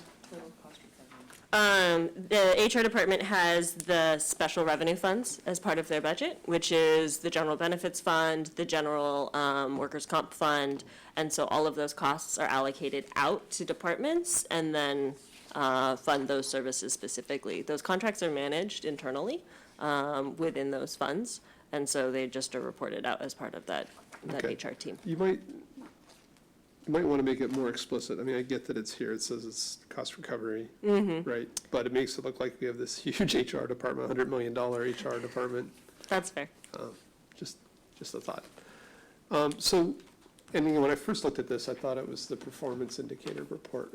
And so it really wasn't what I was expecting. Like earlier in the year, we had talked about, we were going to look at services, maybe look at an area for the finance committee to really dig in more about what we talked about earlier, about business process redesign and kind of like rebudgeting a particular service. And we were going to start with this service report. So I think we ran out of calendar time. So I didn't know if this was meant to feed into that, but it was very different than what I was expecting from that kind of angle. So I do think this discussion about KPIs is important. So every year we were getting this performance indicator report, and it was, like Allison said, I think it was kind of clear, like departments were picking their stats, and sometimes it was what was the easiest stat to figure out, but it wasn't terribly meaningful in terms of, is this department or service performing efficiently, right? And so I think it's important that probably ASD work with the departments to really figure out what are really indicators of performance. And so, you know, I still think it would be great for the finance committee kind of next year, beyond just doing the overall budget, to start to like dig into a service or a department. And, you know, based on this, if you're going to pick, you know, big ones, you know, maybe Public Works would be a good one.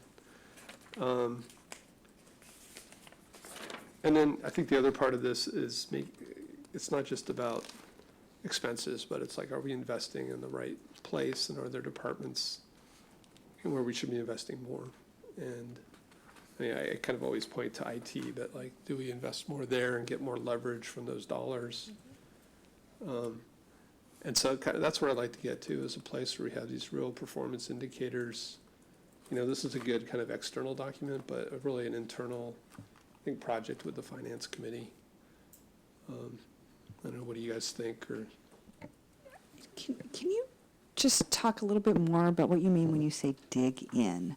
And the reason I'm asking this, and forgive me, I may be overstepping my bounds because I'm not the city manager, Yeah. but I come to this question having worked in a number of other jurisdictions, and I'm trying to understand where the council sees the role of the council vis-a-vis the role of the city manager in terms of operational management. And I think with it's that still an digging in. oversight role. Yeah. I mean, there've been discussions in past finance committees and councils about, should we do some kind of zero-based budgeting? You know, we do this kind of year-to-year budgeting. And I thought the response had been, well, it's too big to do all at once, and why don't we start with a department? And then that turned into, let's look at the performance of a service, and are we doing that efficiently, right? And so, yeah, how we frame that and how we do that, I think it would be totally appropriate for the finance committee to, you know, take a look at a department, and rather than just take, you know, last year's budget and this year's changes, to really take more of a almost zero-based budgeting approach. But maybe you start with these performance indicators. And I mean, we had some small things like I'd like to talk about, do we outsource the print shop or not? Staff's doing all the work on that, right? And then,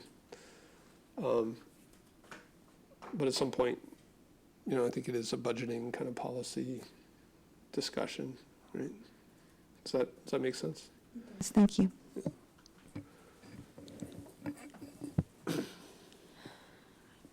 guess, I mean, I don't think we collectively should do that just for the benefit of us to learn more about a particular department. No. It was part of the budgeting process. Right? And now that I've gone through the budget, you know, once on this side of the of the table, and then once in the far back over there, I'm cognizant of the amount of work that's done across all of the different departments. So to the extent that ASD and the city manager and the departments think that there's a way to use a KPI or service indicator to drive things, then, I think that'd be interesting. But otherwise, I just feel like it might be intrusive and not appropriate. So those are my thoughts now that I've spent a year on it. That it seemed like it was something that the staff was working on and was bringing forward, and now, there's been a pivot or a shift or a better understanding. Certainly in terms of the achievements of the budget and the audit and the long-range forecast, I don't see reason for concern on my part, and we certainly spend a ton of time providing oversight. So I'm just not quite sure what you're trying to accomplish with it. So, well, I'll just jump in quickly. I've become less convinced of the benefit of zero-based budgeting on a single department, given that 90% of the expenditures are just programmed and static to some degree. And now that I think about it, I was just asking, what are these performance indicators across departments? I guess the other question is to what end, right? Are we trying to cut the budget by 5% overall, and therefore we need a performance indicator for every department, and then we're going to stack rank them and do our thing? Or, do we think there are specific issues in one, named department, and we want to see what their performance metrics are so we can do something? I guess there's a lot of, data we could go asking for, which may, as Councilmember Cormack mentioned, be intrusive. I guess we need a bit of a thesis first about why. Again, just kind of playing back, I think what happened in the last 2 years, there was this, yes, we need to cut some money for pension liabilities. There was a one-time savings, and then how do we do that structurally? And then I think the discussion shifted from looking at departments to looking at service delivery, and is there more efficient ways? And I think, again, there will be pressure to cut. And so, do we get a jump on this and start to look at some services to see maybe if there's a different delivery model or ways we can do things more efficiently, which will help us deal with a recession or, that kind of thing. And we get caught up in this annual budget cycle, and we never really, I feel like, step back and take a look at that. So, I think to the committee's credit, as well as the administration, the process that you're describing, we actually are doing, and we're active in it. The budget that was brought forward in 2020, as the committee saw, was balanced with that $4 million on an ongoing basis. So we did look at service delivery changes. The committee deliberated on them, put some in, took some out. I remember we added back some stuff. The next item we have tonight is about those service delivery evolutions, exactly as you're talking about, that came out of that process and reporting back out on that. And so I think the intent with this report is this really helped us take a different view at, services instead of just, salaries versus contract dollars versus allocated charges, really looking at the services that the city delivers, the metrics associated with them. And to the committee's point, as a foundation, next step is, looking at things like benchmarking and the performance report on these so that we can find that next round to bring forward as part of the budget process to then deliberate with the committee on, in terms of, okay, so we got the first round, and like I said, we'll talk about that in a moment, but as we have this now and are going to continue to build on it from a performance now standpoint, add that in. Are we doing well? Are we not? Oh, maybe we can do this way better, so that as we're doing the budget process on an annual basis, we can work those service deliveries in with the committee, and as necessary, obviously, come up for air intermittently with the committee outside of the budget process to get their guidance on some of those things. yeah, and again, this wasn't criticism. No. I guess I'm just trying to say, I think to commend the committee on the work that they did over the past year. I think you have done a lot of what you described. Yeah. It just perhaps wasn't done in one agenda item where we were diligently saying, okay, Department A, where are we at? Okay, this service, and this service, let's look at them. The committee really provided that feedback and worked with staff throughout the year during the budget process. And so I guess I'm trying to, frankly, shed light on the work that the committee and staff have done together over the past year to identify those service delivery And again, areas. just playing back, I mean, I think, I don't know if it was 2 years ago, I think the goal was like cutting 8 million, right? And then it turned into 4. And so the question is like, do we keep going? Do we look for another 4 million, Yeah, right? definitely. So that's where it's coming from. That's part of that pension funding policy, I think, that we need to talk about in February. Right. Okay, so again, we'll be a different finance committee then. But I mean, so it sounds like you see it as part of an ongoing process. I mean, do you guys see value? Like, I know we had talked earlier in the year about potentially looking at particular services or departments. I mean, if the council were to set a goal of another 4 million reduction, how would you do it? I guess, would you? I would argue that if the council were to set another reduction goal or target like that, they would give that direction to the city manager. The city manager would then consult with his team and come forward with recommended options for the full council's review and, Sure. and deliberation. Right. So I think that's similar to last time. Give the city manager that direction. They, as the head of the organization, will work through and come back to the council and explain to the council what potential options would look like to achieve that goal. All right, but I guess what I understood you to say a second ago was that just as part of the normal budgeting process now, you felt like we were looking at service delivery kind of across the board. It is a tenet of our guidelines. It's, I think, ingrained as part of what our expectations are of ourselves as we are continually looking at how we deliver service. So I'm not sure how that correlates with the council gives direction to do a reduction.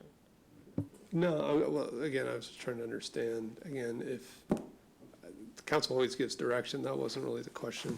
It was just, do you see the finance committee, I guess, looking at a more focused way, or do you see it just happening kind of as it did this year? Which was kind of during the budget process, right, across departments.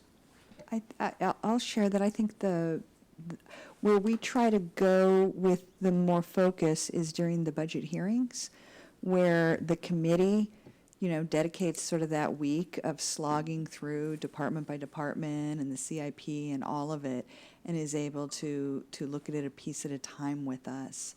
So I think that's the place where we do it at that level of detail. I'll just suggest, like, this is clearly a big issue, but Yeah. not really agendized here, and I think, staff has answered that we should go to the city manager and our council colleagues if that's our goal for next year. Yeah. So there was really no action on this item, right? No, just And then, like accept it. And staff. Said that we review and accept it. Yes, and staff appreciates the constructive feedback Yeah. and all of the positive feedback, and we concur wholeheartedly. We got a long way to go on KPIs, and we know that, and we have the vision of the mountain we would hope to climb. I guess as I think about the budget, which is really an internal document, right? This is really looking from the outside in. Yeah. And I think that's a huge step forward. okay, so do you just want to go over this last item? Sure. So item number 4 on the committee's agenda tonight is an update on what we were just discussing, which is the FY 2020 budget referrals. So as you can kind of see, we've put this agenda all together because they all kind of tie with each other in the sense that these are all part of our annual budgeting, fiscal sustainability review, et cetera. So the specific referral out of the Finance Committee 2020 adopted budget was the very first one that's on the list on packet page 87, which was to look at what's in the SUMC fund. And so in attachment A, staff tried to pull together a comprehensive look at, with links to all kinds of information about the Stanford Development Agreement, what has been spent, what the allocations were, what the pots are for, and what the dollars are pledged for, and what may remain as unspent funds. And so realistically, after going through that exercise and really kind of synthesizing it all together, the recommendation on that is that we incorporate those balances into our annual budget process with the city manager and bring back recommendations to the full finance committee on any potential uses of those funds. I will say, based on our budget development guidelines that the committee just approved, number 2, allocating one-time resources for one-time needs. This fund is a one-time fund. So any uncommitted balances would be, from a recommendation standpoint, if we're staying in line with those guidelines, for one-time needs. And so that's really something for us to be considering as we move through this. For the most part, the funds are frankly either spent or anticipated to be spent. So the committee has that at their disposal. In addition to that one, there are a few other updates, specifically in terms of the service delivery side of things. Staff is looking at the new Junior Museum and Zoo, which is a whole nother tenant that we talked about. If we're ever going to reopen a service, let's relook at multiple ways at how we do that, deliver that service. So staff expects to come back in the spring, probably February, maybe March, depending on schedules, on what that potentially would look like. Another big one that was in here is the 1-year phase out of Project Safety Net.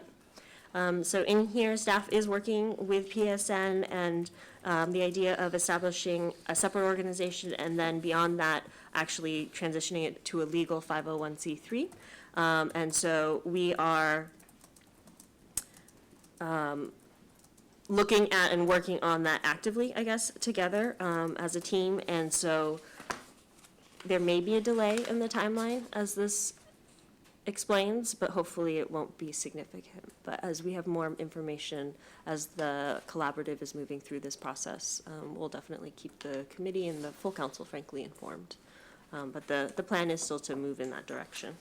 And then the last one to really, or I guess last 2 to talk about, is the Medic 61. A little update to this narrative. This narrative said that the city had notified Stanford. The city has now received a response from Stanford, and so we're working on scheduling a meeting to start those discussions. After that, we will work with the labor groups, so this one will most likely not be implemented by January. In fact, I can give you much certainty that this will not be implemented in January. But team is still working through it, and then we'll implement it upon feasibility. And realistically, as you could see in the Q1 financials, the fire department is doing a yeoman's work of keeping their overtime expenses down. So we're going to continue to monitor that based on the fact that their budget has this assumed reduction in it starting in January. We may need to come back, but they are really, under their leadership, are really, really doing their best to stay within even this reduced level. And then the last one is printing and mailing services. These packets, those booklets, we have started stakeholder outreach. We've been working with internal departments on that one to better understand the services, frankly, that are used. Are we stakeholders? Yes. But I think we've heard from you guys on how we use that print shop so that we can better craft that RFP for solicitation to really look at alternative potential models or hybrids, or, if needed, status quo, if it's more efficient. So I don't know what that will turn out to be, but we are in the process.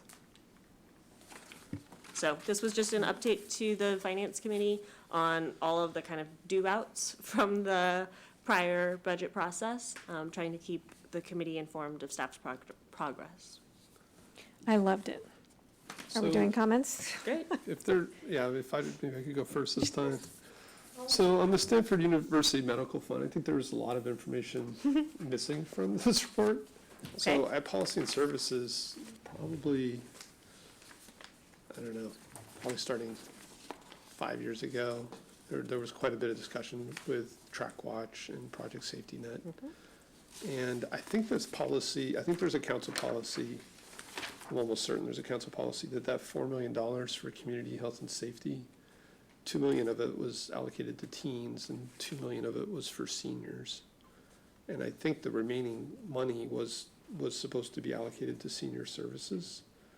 So I think it's worth going back and taking a look, because we were starting to run out of money because of Track Watch was continuing to incur expenses. And we actually decided, I think, to take money out of the general fund and preserve that 2 million, which had been allocated to senior services rather than using it for teen services. So staff can look at, policy and services, when was this? it was over a whole series of meetings. But I think the policy was set before I was on council with like Larry Klein, but we reaffirmed it in probably 2015, 2016. I do know of the original 4 million principal funding, 2 million was dedicated towards Project Safety Net, and either not necessarily Project Safety Net, but Project Safety Net as a collaborative, as well as the means restrictions, which included the Track Watch. And we had a lot of discussions about how do we get Project Safety Net to be self-sufficient and. Correct. Right. And as soon as that $2 million was exhausted from a financial perspective, all those costs associated with the monitors as well as the means restrictions were all shifted into the general fund. Right. So the collaborative costs, the monitoring of the Right. tracks, et cetera, are all borne by the general fund to ensure that pot remained intact and we only spent the 2 million that had been allocated. Right, that's what I'm saying. I believe the other 2 was allocated to senior type services. I also interested in this expansion cost mitigation. It wasn't clear what it's for. It hasn't been spent. It has not been spent. So, I mean, at some point, is that money that can be used? Yes, within the parameters of that pot, which are very broad. Okay. So that's good to know. And then the last comment I had was on the library fines. I mean, it focused on revenue, but I think when it came to us, my questions were really like, are we accounting for the expenses that are, incurred managing fines and payments and all that stuff? And, it's not that much revenue, so do we look at it kind of net of expenses, or are we just looking at it as revenue that needs to be offset? I mean, I would argue that the expenses for the fines, there are expenses associated with it, but if we were to eliminate the fines, you wouldn't see a reduction in costs. So we wouldn't save money, we wouldn't be able to do more with fewer people, and we wouldn't, Not to my understanding. okay. It looks like just the 8,000, that's the collection service. Correct. Okay, Yeah. thanks. Super grateful for you to take the time to come back with such detail about, the various things that we went through, and it was just the right level of information in the status. So thank you for that first 4-page report.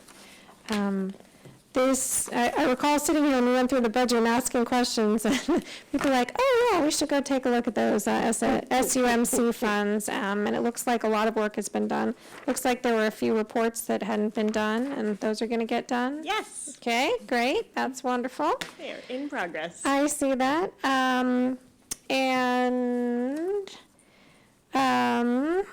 The thing that jumped out at me was the $9.1 million for the downtown parking garage.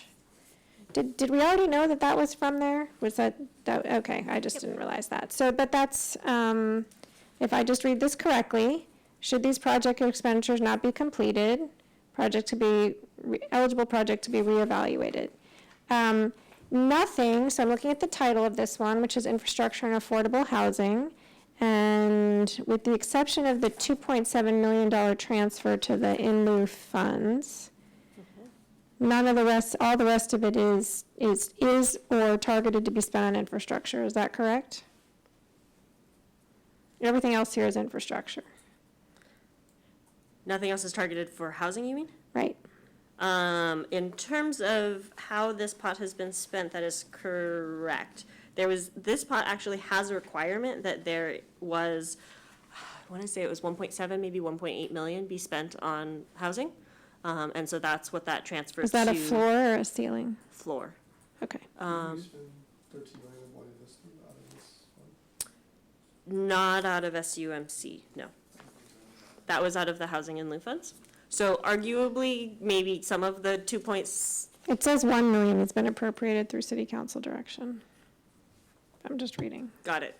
Right, But I don't know what that if was to. Exactly, Was I'm not reforming. sure if the million was for Buena Vista or something else, but, Well those funds are sitting in the residential, not residential, I'm sorry, the housing in lieu fund, in fund balance. Okay, So, Got it. there's an annual development in lieu fee, report that goes to the city council. We're actually due for the next one, since we do it as the fiscal year closes. So there's an info memo that's scheduled to go out, I think in December, that's a noticing, and then the memo actually comes in January with all those balances in those in lieu funds, as well as any,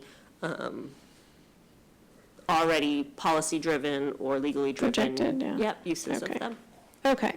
Yep. And I concur that now that everyone's sort of refocused their attention on these, that the city manager and staff should take a look at any changes that might need to happen.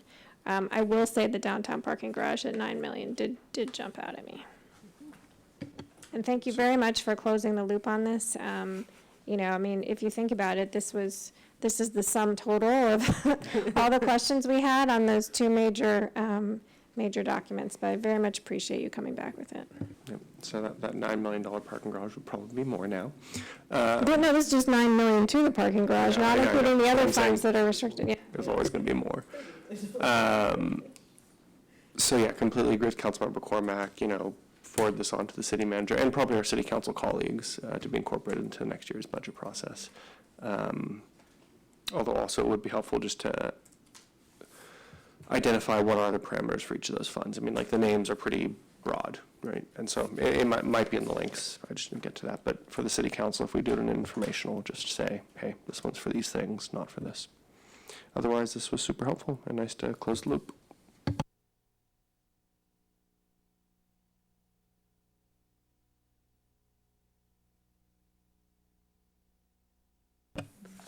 Oh. Yes, you have scheduled all of, a little too early. Normally, this is the last finance committee meeting of the year.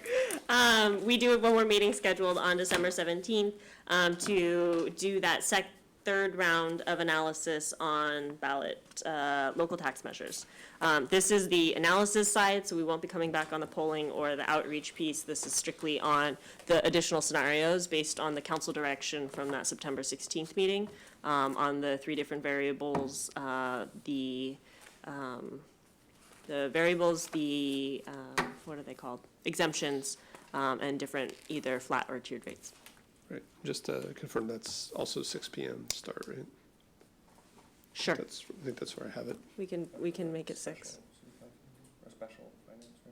Yeah, it's a special meeting. Okay. 6 o'clock works. Yep. Thank you. Thank you all. Meeting adjourned.